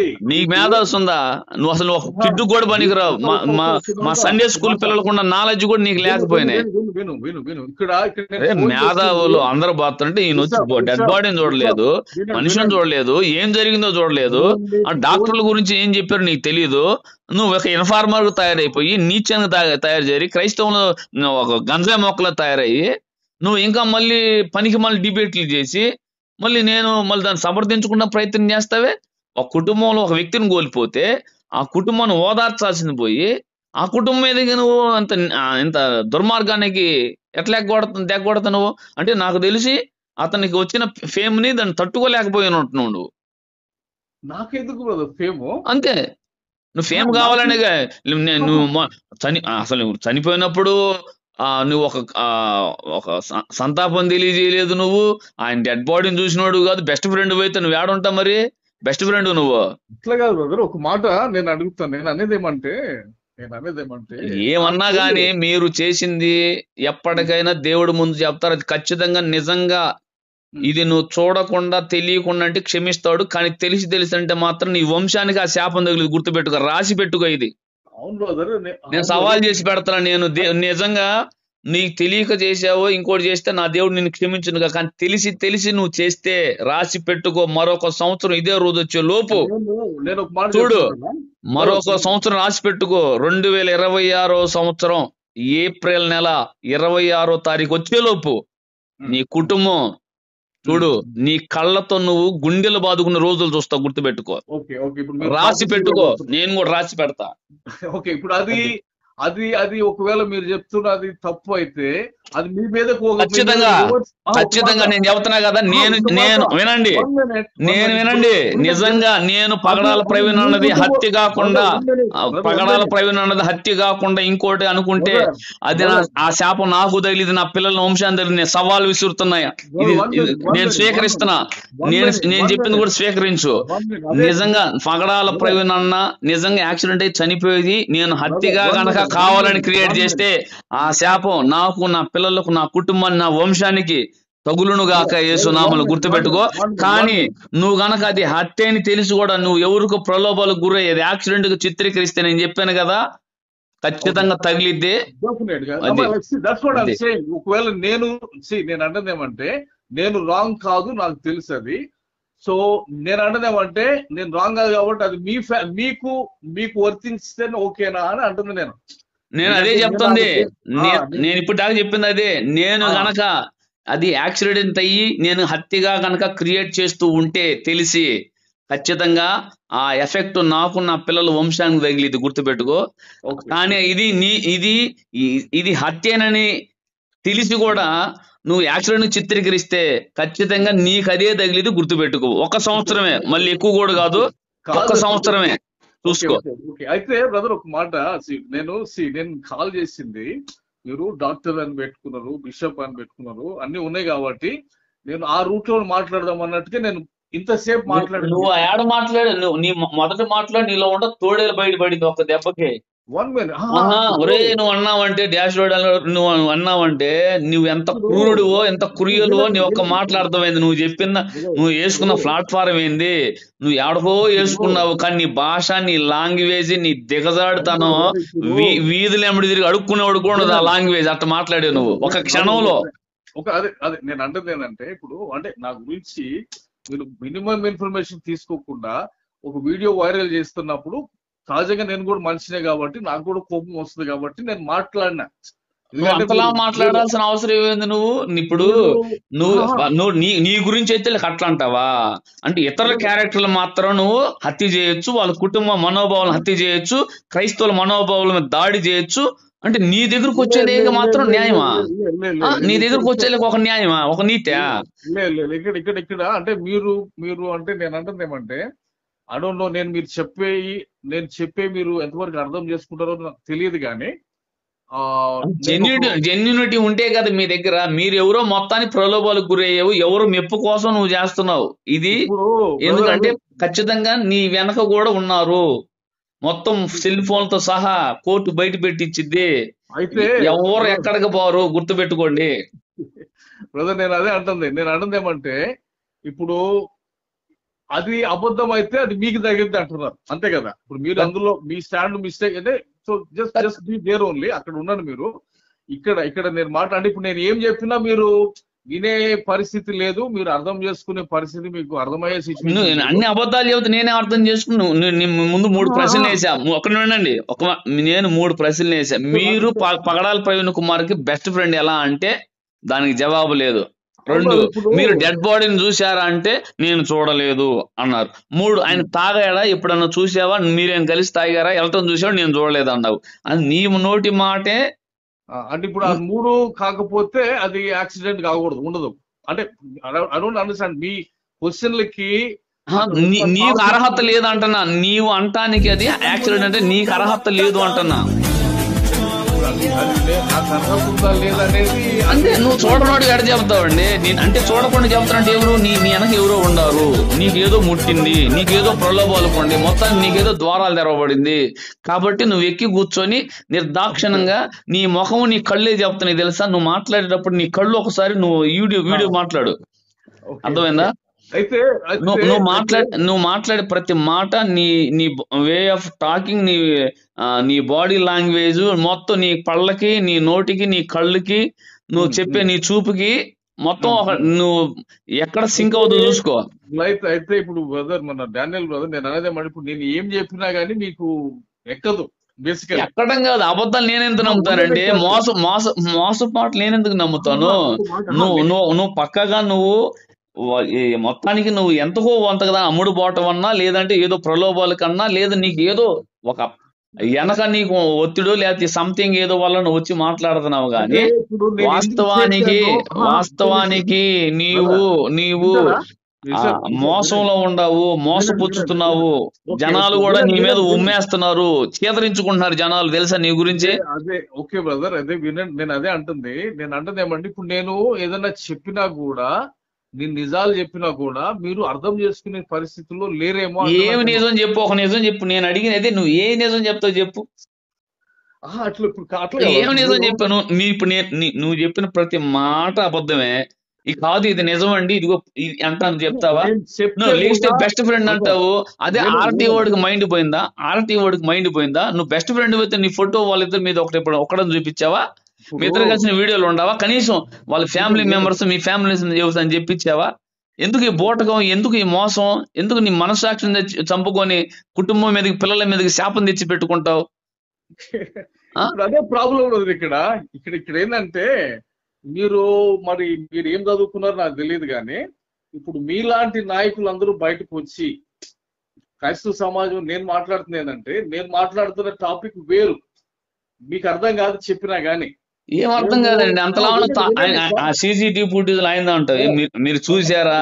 డానియల్ గారు మీరు అన్నదేమంటే ఇప్పుడు మీరు మాట్లాడుతున్న దాన్ని బట్టే మీరు ఎంత కల్చర్డో కూడా తెలిసింది బయట. ఒక సొసైటీలో ఒక వ్యక్తి ఊపిరాడుకుంటూ మాట్లాడేస్తున్నాడు అన్నప్పుడే అతను ఎంత ఎదుటి మనిషికి వింటున్నాడు, అతనికి ఎంత. నేను వేస్ట్ మాటలేనండి. ఫస్ట్ హాఫ్ ఎంత విన్నా మౌనం, ఎందుకు విన్నాను తెలుసా? వినండి, ఎందుకు విన్నాను తెలుసా? ఫస్ట్ హాఫ్ అంతా ఓకే చెప్పండి. ఒక ఇంటెన్షన్ ఏంటి అంటే ఒక ఆత్మీయుడు ఎవరు కూడా అంత డబ్బాలు కొట్టుకోడు. ఒక మాట చెప్పాలంటే మీకు తెలిసింది. నేను ఇప్పుడు నేను నువ్వు అన్నావు కదా, ఇప్పుడు నేను చెబుతా విను. డబ్బా అనుకుంటే నువ్వు అదే ప్రవీణ్ అన్న దగ్గరికి వెళ్ళేవేమో. ఆ ప్రవీణ్ అన్న సభలకు నన్ను 3 సార్లు పిలిచాడు, ఈ వీడియోలు ఉండి చూడు. సతీష్ అన్న అంటావేమో, ఇక మీకు నేను చెప్పుకోవాల్సిన అవసరం లేదు. సతీష్ అన్న గురించి నా గురించి ఏం తెలుసు. రాజమండ్రి జాన్వేసులు అన్న అంటావా, దేవుడి కృపను బట్టి అన్న నన్ను ఆయన మీటింగ్స్ పిలిపించి నాతో మాట్లాడిచ్చారు. మీ ఇద్దరు ఒకే పెళ్లి వెళ్ళి ముందు మెసేజ్ నేను, తర్వాత పాల్ ఇమానుయేల్ అని అంటావా, లేదంటే హోసన్నా జాన్వేసులు అని అంటావా, లేదు ఎవరైనా చెప్పు. దేవుడి కృపను బట్టి వీళ్ళంతా 2016 నుంచి 2019 దాకా ఇవన్నీ పని చేసే వచ్చా నేను. అర్థమైందా? అంటే ఇప్పుడు నేను కాల్ చేసి నేను స్ట్రైట్ గా పాయింట్ కి వెళ్తే నా గురించి మీకేం తెలియదు కదా. నేను ఏమండి ఒక్క విషయం చెప్తుంటారండి, ఒక ఆత్మీయుడు అనే కొలత మనం డబ్బాలు కొట్టుకున్నందువల్ల అవసరం లేదు. ఇప్పుడు మీరు ఏం చేయాలి తెలుసా? స్ట్రైట్ పాయింట్, బ్రదరు నేను పలానా అనిల్ని, ఇదిగో మీరు నా గురించి వీడియో పెట్టారు కదా, ఎందుకు పెట్టారు అని మీరు చెప్పాల్సిన అడగాల్సింది అది. అప్పుడు నేను ఎక్స్ప్లెయిన్ చేసేవాడిని. ఎందుకు చేసాను తెలుసా? ఇప్పుడు మీ గురించి తెలిసిన ఇన్ఫర్మేషన్ మీరు వినేలేకే మీరు ఒక మానసికంగా ఒత్తిడికి గురై ఉంటారు, బాధపడి ఉంటారు, మీ ఫ్యామిలీ కూడా బాధపడి ఉండిద్ది. అలాంటప్పుడు వినండి, అదే నువ్వు చూడని వ్యక్తి, ఆయన తాగడం చూడలేదు, ఆయన బండి నుంచి పడటం చూడలేదు, ఆయన గురించి ఏమి ఇన్ఫర్మేషన్ తెలియకుండా ఆయన తాగాడు, నేను బెస్ట్ ఫ్రెండ్ని, ఆయన పడింది ఆయనే అన్నప్పుడు ఆ కుటుంబం ఎంత బాధపడుతుంది. ఆ కుటుంబంతో ముడిపడి ఉన్న తల్లి గారైనా సరే, వాళ్ళ తమ్ముడైనా, రక్త సంబంధికులు ఎంత గుండె గాయాలు అవుతాయి. అలాగే ఆయన గురించి తెలిసిన నాలాంటి వాళ్ళకి ఎంత గుండె గాయం అవుతుంది. ఆ గాయం నీకు తెలియాలని చెప్పే. ఓకే అంటే నాకు క్వశ్చన్ ఉంది. అంటే నేను అనేది ఏమంటే, మీకు ఇక్కడ వాస్తవాలు కావాలా లేకపోతే మీరు సెంటిమెంట్ లో అట్లా వెళ్ళిపోతారు? అంటే ఏం వాస్తవం అదే నాటింది. ఒక వాస్తవం చెప్పు అంటున్నా నేను. ఇంతవరకు నువ్వు చెప్పి ఇంతసేపు వాస్తవం అంటున్నావు కానీ నువ్వు ఏదో టీవీలో మాట్లాడినట్టు నా ముందు నేను చెప్తా అంటావా? బ్రదరు, నేను దేవుని కృపతో సుప్రీంకోర్టు, హైకోర్టు లాయర్లకే నేను మ్యాటర్ ని రెడీ చేసి పంపుతా ఉంటాను. నా దగ్గరకు వచ్చి నీకు వాస్తవాలు కావాలి. ఏం వాస్తవం చెప్పి నాకు ఇంతవరకు? ఇప్పుడు మీకు తెలుసా ఆయన తాగలేదని? 100% ఏం తెలుసు? తాగలేదు అని. అంటే నువ్వు ఉన్నావు అక్కడ? నేను ఉండటమే కాదు, పోస్ట్ మార్టం చేసిన డాక్టర్లు చెప్పారు, పోస్ట్ మార్టం రిపోర్ట్ కూడా చెప్పింది. పోస్ట్ మార్టం రిపోర్ట్ లో తాగాడని వచ్చింది బయటకి. ఎవరు తాగారని ఇచ్చారా? సరిగ్గా చూసారా? ఇతేలా ఆల్కహాల్ అంటే ఏంది? రోడ్ యాక్సిడెంట్ లో ఇప్పుడు ఆయన విజయ్ కుమార్ వినండి, ప్రిలిమినరీ పోస్ట్ మార్టం రిపోర్ట్ లో మీరు మళ్ళీ అబద్ధాలు కెలమాకండి. అబద్ధంగా అంటే నువ్వు డాక్టర్లు అబద్ధం అంటావు, మోసంలో ఉంది, నువ్వు అబద్ధం అంటావు.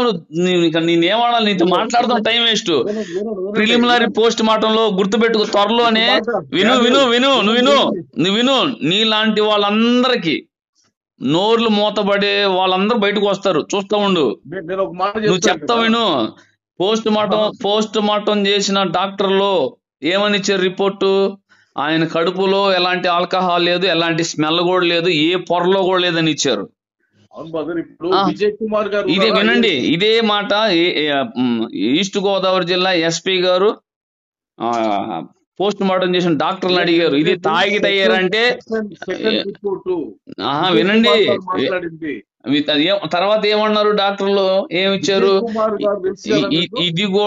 ఇది కూడా అవకాశం ఉండొచ్చు, అంతేగాని రెండోది ఏమి ఇచ్చారు డాక్టర్లు? ఫైనల్ ఒపీనియన్ ఏమి ఇచ్చారు? ఐపీఎస్ ఆయన విజయ్ కుమార్ గారు మాట్లాడి విన్నారు కదా, రిపోర్ట్ ఆయన చదివి ఆయన ఎక్స్ప్లెయిన్ చేశాడు కదా, ఆయన అందులో చెప్పాడు కదా ఆల్కహాల్ గురించి. ఇక్కడ నాకు ఇప్పుడు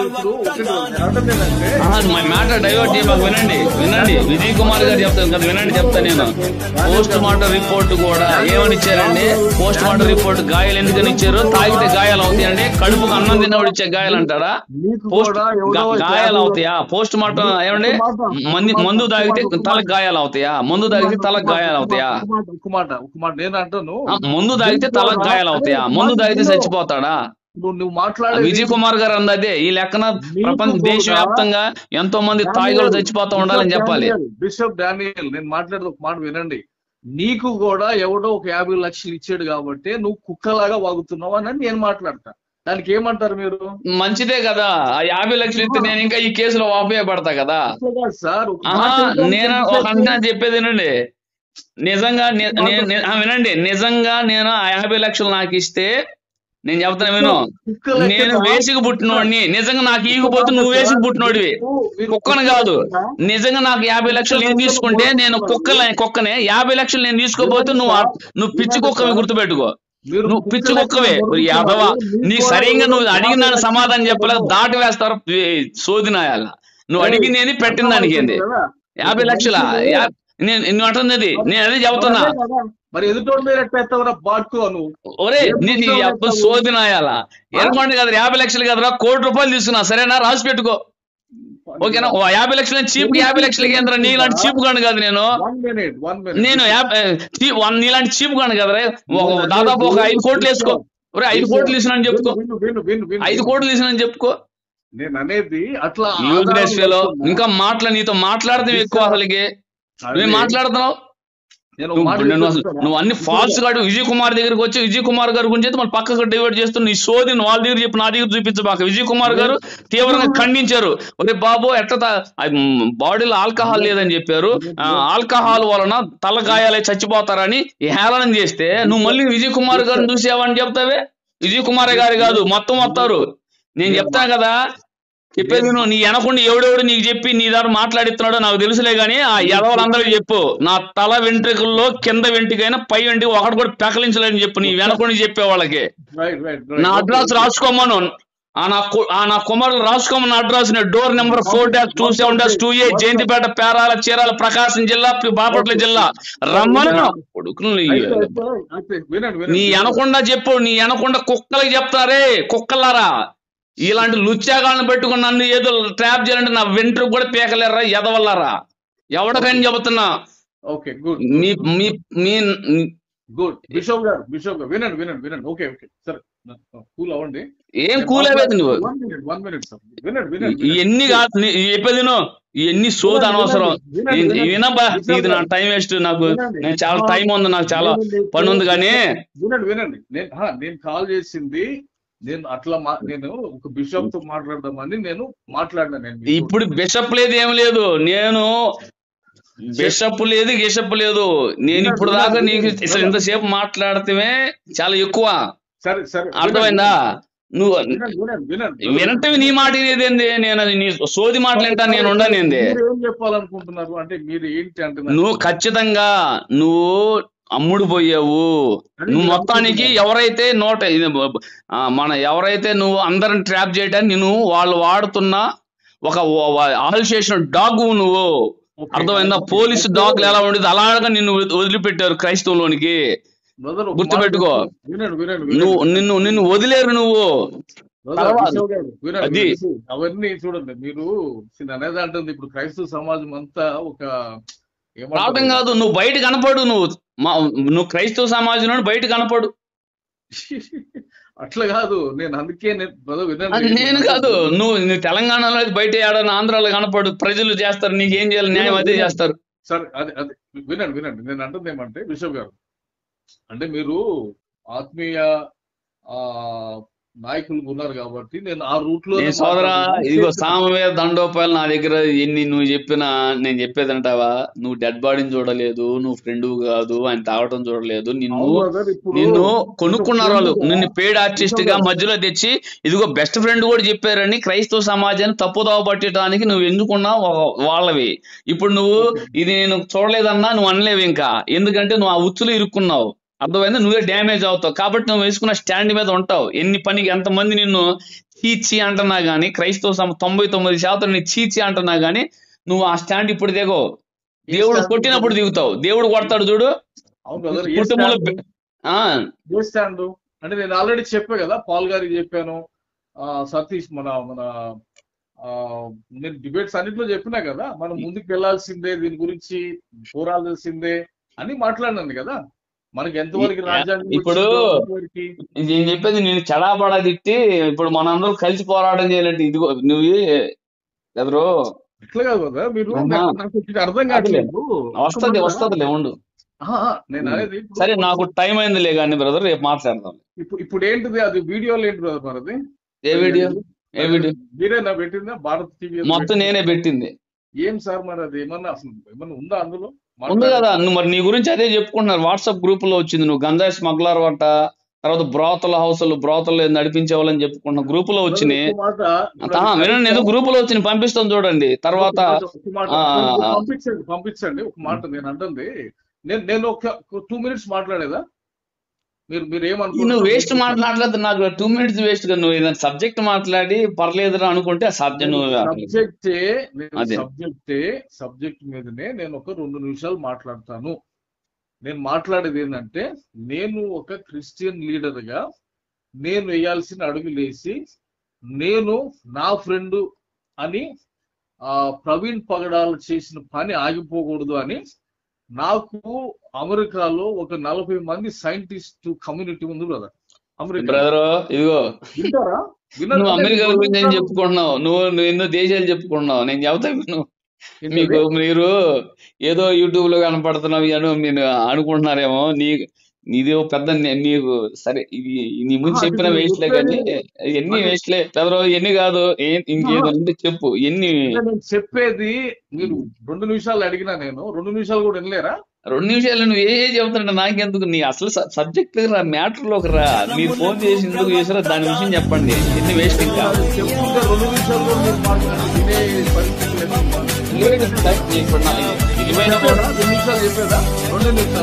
ఇప్పుడు 2 నిమిషాలకి చెప్పిన మీరు అసలు సరే చెప్పు. వినండి. నేను అన్నదేమంటే నేను మీకు భారతదేశంలో ఉన్న చాలా మంది పాస్టర్లకి చాలా అతీతంగా ఉంటాను. నేను వేరే కంట్రీస్ లో పనిచేస్తూ ఉంటా. సో నాకు లోకల్ గా రక్షణ టీవీ డిబేట్స్ లో అర్థమైంది ఏంటంటే, వీళ్ళు మత గ్రంథాలని కెలుక్కుంటా, ద్వేషభావాలు పెంచుకుంటా, పగలు పెట్టుకుని ఈ పరిస్థితికి వస్తున్నారు. దీనికి పరిష్కార మార్గం ఒకటి నా దగ్గర ఉంది. అదేంటంటే, సైన్స్ ఒక్కటే హైందవ మతాన్ని నోరు మూపించగలిగేది. ఏది? బైబుల్ కి సపోర్ట్ చేస్తున్న సైన్స్ ఉంది. ఆ 40 మంది సైంటిస్టుల కమ్యూనిటీ నాకు డైరెక్ట్ గా టచ్ లో ఉన్నారు. సో ఆ డిబేట్స్ కి తెరతీద్దాము అనే కోణంలో ఫ్రెండ్లీ అట్మాస్ఫియర్ కోసం నేను సుగుణాకర్ని కలిసినాను. ఇక దానికి మీరు చెప్పండి. ఇక అది మీరు ఇప్పుడు ఆంధ్రప్రదేశ్ తెలంగాణ మొత్తం ఎవరు నమ్మినా నమ్మకపోయినా, ఇక మరి నేను నిలబడిన దానికి నేను నిలబడాలి కదా, సత్యానికి. అంటే బైబుల్ అంటే మీ దృష్టిలో ఏంటి? బైబుల్ చేతగాంది, సైంటిస్టులు చేతైన వాళ్ళు, అది మీ జ్ఞానం. మళ్ళా మీరు మీ తెలివిలో మీకున్న సగం బుర్రలో నాకు బుర్ర సగం ఉంది, మీకు బుర్ర పని చేస్తే నాకు సగం ఉన్నది, మీ బుర్ర కూడా పని చేయట్లా. ఇప్పుడు రక్షణ టీవీలో మత ఘర్షణలు పెట్టారా? టీవీలో జరిగిన డిబేట్స్ లో స్క్రిప్చర్స్ ని తవ్వటం బట్టి ఒక విధమైన వాతావరణం. నేను అన్నదేమంటే, ఎవరు చెప్పారండి? వాళ్ళు ఈ పగడాల ప్రయోజనం స్టార్ట్ చేయక ముందే నువ్వు ఎవరిని కలిసావు, కరుణాకర్ గారిని కలిసావో వాళ్ళందరూ దూషించారు. నీకు రోషం లేదేమో, వాళ్ళ రోషం కలిగి పరిచయం. ఏ రోజైనా పగడాల ప్రవీణ్ గారు గాని, రక్షణ టి బెన్హార్ గారు గాని, ఆ వేదిక మీద కూర్చున్న వాళ్ళు గాని, హైందవ దేవతలను గాని, లేదా వాళ్ళ గ్రంథాలను గాని, హైందవులను గాని తిట్టినట్టు ఒక్క వీడియో చూపిస్తావా? నేను ఒక మాట చెప్తే నువ్వు దూషించినట్టు చూపిస్తావా? ఒక మాట నేను అనేది డానియల్ గారు, నువ్వు అన్నావు రక్షణ వేదిక మీద మత కలహాలు సృష్టించారని. సవాల్ చేస్తున్నా, లైఫ్ టైం ఛాలెంజ్ చేస్తున్నా, ఎవడైనా సరే రక్షణ టీవీ వేదిక మీద వీళ్ళు హైందవ గ్రంథాలను, హైందవ దేవీ దేవతలను, హైందవులను తిట్టారు అని చూపించగలిగినాడు ఒకడుంటే చెప్పండి. బిషప్ డానియల్ గారు, మీరు చూపిస్తారా? ఒక మాట నేను చెప్తానేనండి డానియల్ గారు. నాకు ఇండియాలో ఒక బోర్డు ఉంది. ఈ బోర్డు కాదు నేను అడిగిన సమాధానం. మీరు బైపాస్ అవ్వమాకండి. మీ దగ్గర నేను చెప్తాను దశ. మీరు అందరి ముందు ఎస్కేప్ అయినప్పుడు నా ముందు ఎస్కేప్ అవ్వకండి. మీరు ఏమన్నారు ఇందాక? ఏం లేదు, రక్షణ టీవీ వేదిక అన్నాడు. నేను వేసిన నీ బహిరంగ సవాల్ లైఫ్ టైం ఇస్తున్నా, లైఫ్ టైం ఛాలెంజ్ చేస్తున్నా. నువ్వు ఒక్క ఆడియో వీడియో చూపించు నాకు. ఒక మాట బిషప్ గారు, మీరు నాకు ఒక వీడియో చూపిస్తారా? మీరు ఒక్క వీడియో చూపిస్తారా నాకు? ఏంటది? నీ రక్షణ టీవీ వేదిక మీద మత గ్రంథాలను తిట్టారు, వాళ్ళ దేవీ దేవతలను తిట్టారు, హైందువులు తిట్టారని చెప్తావా? మత గ్రంథాలు కాదు బ్రదర్. ఇక్కడ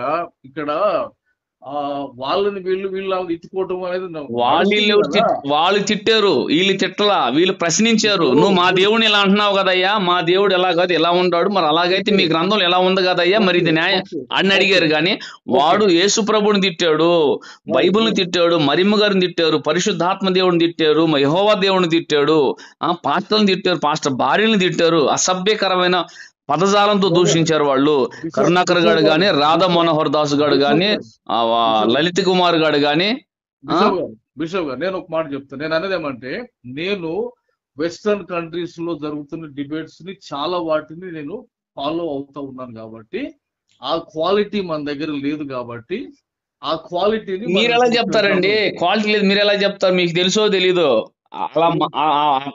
అలా చెప్పి వాస్తవాలు వాళ్ళు బైబిల్ గ్రంథాన్ని అన్యాయంగా వక్రీకరించి దూషించటం వలన ఇదిగో వాళ్ళు చెప్పినవన్నీ అబద్ధాలు నిరూపించి ఇదిగో మీ గ్రంథాల్లో ఇలా రాయబడి ఉంది, మరి దీని గురించి ఏందని అన్నారు. గాని ఈ గ్రంథాలు ఎలాంటి ఎట్లా అర్థమైనా? అలా నిజాలు తెలుసుకున్నా ఇప్పటికీ వేల మంది నిజమైన దేవుడిని తెలుసుకున్నారు. Very good. మీరు టాపిక్ డైవర్ట్ అవుతున్నారు. నేను మాట్లాడుతుంది రక్షణ టీవీ డిబేట్ గురించి కాదు. నేను మాట్లాడుతుంది సైంటిఫిక్ ఇన్ఫర్మేషన్ చాలా ఇంకా ఎక్కువ. నాకు సైంటిస్టులు ఏమో కొన్ని కోట్ల రూపాయలు ఖర్చు చేసి చదువుకొని సైంటిస్టులు అవుతారు. నేను బైబిల్ చదివితేనే నాకు సైన్స్ అర్థం అవుతుంది. ఇంకా నాకు అంత అవసరం లేదు. ప్రాబ్లం నేను అంటే ఏంటంటే, నాకు వాళ్ళంతా టచ్ లో ఉన్నారు కాబట్టి నన్ను ఛానల్స్ లో అడిగినప్పుడు కూడా ప్రవీణ్ కుమార్ అంటే నేను ఆంధ్ర తెలుగు ఛానల్స్ నేను ఫాలో కాను. ఎందుకంటే నేను పనిచేస్తున్నది అవుట్ ఆఫ్ ఇండియా, ఇక్కడ ఉంటాను కాబట్టి. నేను చైనా ఎకానమీ, అమెరికా ఎకానమీ అని బయట ఉంటానండి ఎక్కువ. సో ఆ దృష్టిలో ఈ డిబేట్ ఆగొద్దు, వాతావరణం మంచిగా ఉండాలి, సైన్స్ వీళ్ళందరికీ నోర్లు మూవించేస్తుంది, సైన్స్ బైబుల్ కి సపోర్ట్ చేస్తుంది, సైన్స్ ఒక్కటే దీనికి మార్గము అని ఆ కోణంలో. ఏమండి ఇప్పుడు మీరు ఏ రోజైనా వచ్చి ఇదిగోండి రక్షణ టీవీ చేసేది రాంగ్, అలా కాదు నేను ఇలా చేస్తాను అందరం ఇలా చేద్దామని చెప్పారా? ఎవరన్నా అడిగారా? ఇప్పుడు మీరు ఏవేవో పెట్టుకొని మీరు ఇప్పుడన్నీ తీసుకొచ్చినా మీరు ఎత్తిన సబ్జెక్ట్ ఏంది, ఏడాడికి తీసుకెళ్లారు, చేసింది నేను మిమ్మల్ని అడిగిన ఏ ప్రశ్నకు కూడా మీరు బైపాస్ అవుతానే వెళ్ళాడు, కానీ దానికి సరైన రీతిలో జవాబు ఇవ్వకుండా మీరు ఏవేవో చెప్పుకుంటున్నారు. అవి నాకు అనవసరం. ఒక మాట చెప్పుకుంటారా? ఇప్పుడు మీరు మీ సంఘాల్లో మీకు తెలిసింది, మీకు శాత అయింది ఏంటంటే, బైబుల్ తీసుకొని బైబుల్ బద్దలు కొట్టి యేసు ప్రభు లెగిశాడు అని గొర్రెలు లెక్క కేకలేస్తారు. మీకు తెలిసింది ఇది ఒక్కటే. నేను పూర్తిగా చెప్పనండి. నాకు తెలిసింది అది కాదు, నీకు తెలిసింది అది. నువ్వు బాయిలో కప్పలా ఉండి నువ్వు అనుకుంటున్నావు అలాగా, మీరు అనుకుంటున్నారు అట్లాగా. మీరు బాయిలో కప్పలా ఉండి మీరు అనుకుంటున్నారు. 1 minute, let me finish what I'm saying. నేను మాట్లాడేది ఏమంటే, యేసు ప్రభు పునరుద్ధానం గురించి డిబేట్ చేసేటప్పుడు ఒకవైపు పూర్తిగా నాస్తికుడు నిలబడతాడు, ఏది హిస్టారిక్ డేటా తోటి, ఒకవైపు క్రిస్టియన్ నిలబడతాడు. వాళ్ళిద్దరూ యేసు ప్రభు లేచాడు అని మీకులాగా బలాలు కుదిరితే డిబేట్లు కావాడా? మీరు పనికిరారాటికి. నేను చెబుతాంటారా? మీరు ఎంతమంది నాస్తికులు మార్చారు నాకు తెలియదు, కానీ నేను అడ్రస్ చెబుతారు. రాసు మిర్యాలగూడలో సత్యనారాయణ నాస్తికుడు అనే వ్యక్తిని చెప్పేదేనండి. అతని మీరు ఏ సైన్స్ చెప్పారో పేరేంది? 1 minute. వినండి ఈ సోదర, బాబు గోగిన లాంటి వ్యక్తినే లాంటి వ్యక్తిని కార్నర్ చేసి పెట్టాం దేవుని కృపతో, బైబిల్తో ఉండవు, బైబిల్తోనే. నేనే వంటి చూడు, వీడియో రెండు చూడు. బాబు గోగినేని నేను లైన్ లోకి వచ్చి వాడు పారిపోతాడు. బాబు గోగినేని నేను తెలుసు. నువ్వు అంటున్నావు కదా సైంటిస్టులు, మేధావులు, లేదు ఎథిక్స్ అని, లేదు ఇంకోటి ఎన్ని పెద్ద పెద్ద మాటలు మాట్లాడుతున్నాయి. ఎన్ని నేను చెప్తాంటావా? దేవుని కృపతో నాస్తికుడికి ఎలా సువార్త చేయాలో, ఒక హైందవుడికి ఎలా సువార్త చేయాలో అర్థమైందా? లేదంటే ఒక ముస్లింకి ఎలా సువార్త చేయాలో, లేదా వీళ్ళు ముగ్గురు అందరు కలిసి ఉన్న సమాజంలో ఎలా సువార్త చేయాలో దేవుడి కృపను బట్టి, దేవుడి ద్వారా, దైవజనం ద్వారా నేర్చుకుని ఉన్నాం. అర్థమైందా? నేను సేవ చేసేది అన్ని జనుల మధ్య. పూజారులే మారారు మా దేవుడి కృపను బట్టి. బాప్తిసం పొందిన వాళ్ళు మా దగ్గర పూజారులు వచ్చి, వినండి, పూజారులే వచ్చి బాప్తిసం పొందిన వాళ్ళు ఉన్నారు. అర్థమైందా? ఇన్ని చేస్తారు. ఒక సహోదరుడు గురించి ఏమి తెలియక ఆయన చిలక బస్తీ అని చెప్తాడు. ఒక బిషప్, వాడికి ఒక బిషప్ అనే టైటిల్. మళ్ళా మరి నువ్వు ఒక వ్యక్తి డెత్ గురించి తెలియకుండా ఒక వ్యక్తిని నువ్వు నిర్దాక్షిణ్యంగా తాగుబోతుగా చిత్రీకరించి, యాక్సిడెంట్ చిత్రీకరిస్తుంటే నువ్వు క్రైస్తవుడువా? అలాంటి నీకు నేనెందుకు గౌరవం ఇవ్వాలి? నువ్వు ఒక వ్యక్తి చనిపోయినా గానీ, చనిపోయిన బాధలో ఉన్న కుటుంబాన్ని చంపుతున్నావు నువ్వు, వాళ్ళు మానసికంగా. నువ్వు మానసికంగా చంపుతున్నావు. అతను చనిపోయిన దానికన్నా కూడా ఒక అన్యజనుడు అంటాం వేరు, లేదా లోకస్తుడు అంటాం వేరు, శత్రువులు అంటాం వేరు. నువ్వు క్రైస్తవ ముసుగేసుకున్న ఒక మతోన్మాదిగా తయారైపోయి తాగి చచ్చిపోయాడు నా బెస్ట్ ఫ్రెండ్. నువ్వు ఒక బెస్ట్ ఫ్రెండ్ అనడానికి నువ్వు బెస్ట్ ఫ్రెండ్ కాదు, నువ్వు బెస్ట్ ఫ్రెండ్వి. రెండోది, ఎప్పుడు నువ్వు ఆయనకి సంబంధం లేదు, నీవు ఆయనకి తెలియదు. నువ్వు ఆయన ఎప్పుడు కూడా నువ్వు హాయ్ అంటే హాయ్ ఎప్పుడో ఉంటది, కానీ నువ్వు బెస్ట్ ఫ్రెండ్ ఏ రోజు నువ్వు కనపడ్డావా? ఫోటోలు మొత్తం తీయమంటావా నీ ఫోటోలు? నేను ఒక మాట చెప్పేది వింటావు కదా. ఇప్పుడు నేను నువ్వు బెస్ట్ ఫ్రెండ్ ఎలా అవుతావు? నువ్వు తాగిని చూడాలా, డెడ్ బాడీని చూడాలా? ఎవరు నువ్వు మోసంలో ఉంది? ఎవరు అమ్ముడు పోయింది? ఎవరు అమ్ముడు పోయింది?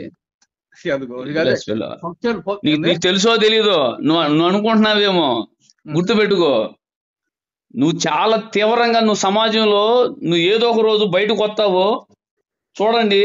నీ కోసం నిజమైన హైందువులు కూడా నిన్ను నాకు నిజమైన హైందువులు ఏం చేస్తున్నా తెలుసు, శివశక్తాలు ఏం చేస్తున్నా తెలుసు, క్రిస్టియన్స్ ఏం చేస్తున్నా తెలుసు, తర్వాత దళిత్ మంటారు వీళ్ళు మన అంత ఇన్ఫర్మేషన్ నాకు ఉంది. ప్రాబ్లం కాదు. కానీ నేను మాట్లాడుతుంది ఏంటంటే, నేను ఇంతసేపు ఎక్స్ప్లెయిన్ చేసిన, నేను రక్షణ టీవీలో మీరు నన్ను చూసి ఉంటారు. అందులో లాస్ట్ కి నేను చెప్పిన ఒక మాట, ఇప్పుడు ఆయన యాంటీ కన్వర్జన్ బిల్లులో ఏదో పని చేస్తున్నాడు అని తెలుసు అని మాట్లాడుతున్నారు. ఆ విషయం నాకు తెలియదు కాబట్టి ఇప్పుడు మై ఫింగర్స్ ఆర్ క్రాస్డ్ అని చెప్పిన. ఇప్పుడు నేను ఐఎమ్ దేర్ అని నేను లాస్ట్ లో నేను చెప్పినాను ఆ విషయం కూడా రక్షణ టీవీలో, ఆ అడ్వకేట్ ముందు, మన బెన్నర్ గారి ముందు. బెన్నర్ గారు తెలుసు నాకు, సో ఆయన విలువ బట్టి నేను పోయినాను ఆడికి. సో నేను అడదామండి ఇప్పుడు, బట్ నా మీద విష ప్రచారం చేస్తున్నారు మీరు. ఆల్రెడీ విష ప్రచారానికి డబుల్ విష ప్రచారం క్రైస్తవం మీద ముద్రేస్తున్నారు మీరు. నువ్వు విష ప్రచారం చేస్తావు. నువ్వు ఆల్రెడీ విషంతో నింపబడి అందరినీ నువ్వు మీడియా కమ్ముడిపోయి విష ప్రచారం చేస్తున్నావు కదా. నువ్వు ఒక మాట అంటే, ఒక క్రైస్తవ నాయకుల్లో పెద్దగా మీరు నాకు ఒక సలహా చెప్పగలుగుతారా? చెప్పండి. కొంచెం ఓపికగా వినండి నేను చెప్పేదానికి. అంటే నేను ఎందుకు చేశాను అనేది మీకు అర్థమవుతుంది. నేను గమనించింది ఏంటంటే, భారతదేశానికి విష వృక్షము హిందూ మతం. నాకు తెలిసినంత వరకు దాని మీద బుక్స్ కూడా రాసి. హిందూ మతం కాదండి, హిందూ మతం ఎన్నటికీ విషవృక్షం కాదు. హైందవాన్ని అడ్డం పెట్టుకున్న ఆర్య హిందువులు, వాళ్ళు భారతీయ హిందువులు ఎవ్వరు కూడా విషవృక్షాలు కాదు. నన్ను పూర్తిగా మాట్లాడిస్తే మీరు మళ్ళీ ఒక మతాన్ని అనడం తప్పు కదా. నువ్వు అదే అంటుంది, మీకు తెలియక మాట్లాడుతున్నారు. ఇప్పుడు భారతీయ హిందువులు ఏ రోజైనా నిజమైన హైందవులు, నిజంగా వాళ్ళు విషవం అయితే నిన్న ప్రవీణ చనిపోతే అంతమంది రోడ్ల మీదకి వచ్చేవాళ్ళు కాదు. మతోన్మాదులు ఆ నలుగురే మతోన్మాదులు. వీళ్ళని అడ్డం పెట్టుకుంటున్నారు. ఇప్పుడు అది కూడా లేదు ఈ పరిస్థితి రాష్ట్రంలో. కాబట్టి నిజమైన హైందువులు ఎప్పుడు అనమాకండి. అదే ఇప్పుడు మీరు అన్నట్టు, ఐ థింక్ నేను అన్నదేమంటే, నేను ఒక పుస్తకం ఏదో విన్నాను, హిందూ విశ్వవృక్షం అనేది ఒక లేడీ రాశారని. దాన్ని బట్టి నేను ఆ మాట వాడాను. రామాయణం విషవృక్షం అని రంగనాయకమ్మ గారు రాసింది. ఆమె వాడింది, ఆమె మాట్లాడింది. అంబేద్కర్ కూడా రామాయణ విషవృక్షం ఎందుకు అందంటే అందులో రాముడు గారి క్యారెక్టర్ ని, ఆయన పాత్రను, అక్కడ సీతమ్మకు జరిగింది, ఆ విషయాల మీద ఆమె రాసింది. అది ఆమెకున్న రాజ్యాంగంలో ఆమెకి ఇవ్వబడిన వాక్ స్వాతంత్రాన్ని బట్టి ఆమె రాసుకుంది, కోర్టుకి వెళ్ళిన ఆమె గెలిచింది. అది సెకండరీ. ఓకే, హిందూ మతం గురించి నేను ఎందుకు నేను ఒక మాట నేను మాట్లాడేది ఏంటంటే, నాకున్న ఇన్ఫర్మేషన్ ప్రకారంగా సృష్టి అంటే సృష్టిని పూజించేటట్టుగా హైందవ మతం అంటే సృష్టిలోనే దేవుడు ఉన్నాడు అని చెప్పే సిద్ధాంతం బట్టి భారతదేశము అభివృద్ధికి, టెక్నాలజీకి, ఇన్నోవేషన్ కి దూరం అయింది అనేది ఒక వాదం ఉంది. దీన్ని బట్టి ఆర్థికంగా కూడా ఎదగలేకుండా భారతదేశం వెనుకబడింది అనేది ఒక ఆర్గ్యుమెంట్ ఉంది క్లియర్ గా. పాశ్చాత్య దేశాల్లో దేవుడు అంటే సృష్టికి అతీతంగా ఉండి సృష్టిని కలిగిస్తాడు, సృష్టిని సృష్టిస్తాడు కాబట్టి, అంటే ట్రాన్సెండెంట్ క్రియేటర్ అంటారు అక్కడ. ఇక్కడ ఇమినెంట్ క్రియేటర్ గా హిందూ మతంలో ఉండబట్టి ఈ ఒక్క చిన్న డిఫరెన్స్ ని బట్టి ఇక్కడ సృష్టిని పూజించి టెక్నాలజీకి, ఇన్నోవేషన్ కి దూరం అయ్యి ఆర్థికంగా వెనుకబడ్డారు మన ఈస్టర్న్ కంట్రీస్ అనేది. అక్కడ ఏమంటారు, దేవుడు అతీతంగా ఉన్నాడు అని గుర్తించారు కాబట్టి వాళ్ళు అభివృద్ధిలోకి వెళ్ళారు అనేది ఒక బలమైన వాదం ఉంది బయటకి. సో ఈ విషయంలో నేను కూడా హైందవ సహోదరులతోటి ఈ విషయం చర్చించాలనే, ఎందుకంటే దేశం గురించి మాట్లాడాలనే, ఈ విషయాల గురించి డీప్ అయిన విషయాలు కాబట్టి ఒక మంచి వాతావరణం ఉండాలని నేను అడుగు లేచిన అర్థం. ఇప్పుడు నేను సుగుణాకర్ని కలిసినప్పుడు, నాతో పాటు ఇంకో బిషప్ గారు ఉన్నాడు, అప్పుడు సుగుణాకర్ అన్నది ఏమంటే క్వశ్చన్ చేయాల్సిందే అన్నాడు ఆయన. క్వశ్చన్ చేయకపోతే క్రిస్టియానిటీ కూడా రాదండి, ప్రొటెస్టెంట్స్ కూడా ఇప్పుడు ఉండేవాళ్ళు కాదు, క్వశ్చన్ చేయాల్సిందే. సో ఆ క్వశ్చన్ చేసే తత్వం ఉంది కాబట్టి డిబేట్స్ చేసి ముందుకు వెళ్ళొచ్చు అనే వాతావరణం నేను కలిసినాను అక్కడ. సో నేను గమనించి, అంటే నేను మాట్లాడుతున్నామంటే నేను అంత ఉద్దేశంతో భారతదేశంలో ఉన్న విశ్వాసం ఏదైతుందో అది అభివృద్ధికి వెళ్ళనీయకుండా మనుషుల్ని, కొన్ని కోట్ల మందిని దూరం చేస్తుంది కాబట్టి దీన్ని ఒక సిస్టమేటిక్ గా మనము అర్థమయ్యే భాషలో చెప్పాలి అనే దృక్పథంతో నేను అడుగులేసిన ఆ రోజున. ఇప్పుడు కూడా అదే దాని మీద ఉన్నా నేను. దానికి నా క్రైస్తవ సమాజంలో ఉన్న వాళ్ళు నన్ను ఏదేదో రకరకాలుగా అనుకుంటున్నారు. సో ఇప్పుడు అంటే మీరు ఒక క్రైస్తవ నాయకుడిగా మీరు ఏమంటారు? నేను చేసిన ప్రయత్నం ఏదైతే ఏది భారతదేశ అభివృద్ధి విషయంలో మనము ముందుకెళ్లాలా, డిస్కస్ చేసి డిబేట్లు పెట్టి ముందుకెళ్లాలి అనేటువంటి ప్రయత్నము రైట్ అంటారా, తప్పు అంటారా? ఏమంటే భారతదేశ అభివృద్ధి కొరకు, లేదంటే భారతదేశ ప్రజల రక్షణ కొరకు మనం ఇళ్లలో కూర్చొని, టీవీల ముందు కూర్చొని, సెల్ ఫోన్ల ముందు కూర్చొని ప్రణాళికలు వేస్తే పని జరగదు. గ్రౌండ్ స్థాయికి వెళ్ళి సువార్త చెప్పాలి, సత్యం పక్షాన పోరాడాలి, ప్రభు అనుమతిస్తే సత్యం కొరకు చనిపోవాలి. అంతేగాని అసత్య సంబంధులతో సాంగత్యం చేయటానికి, వాళ్ళ కొరకు ఎంపర్లాడటానికి దైవ వాక్య వ్యతిరేకమైన పని అది. ఎవరితో వెళ్ళాలి తెలుసా?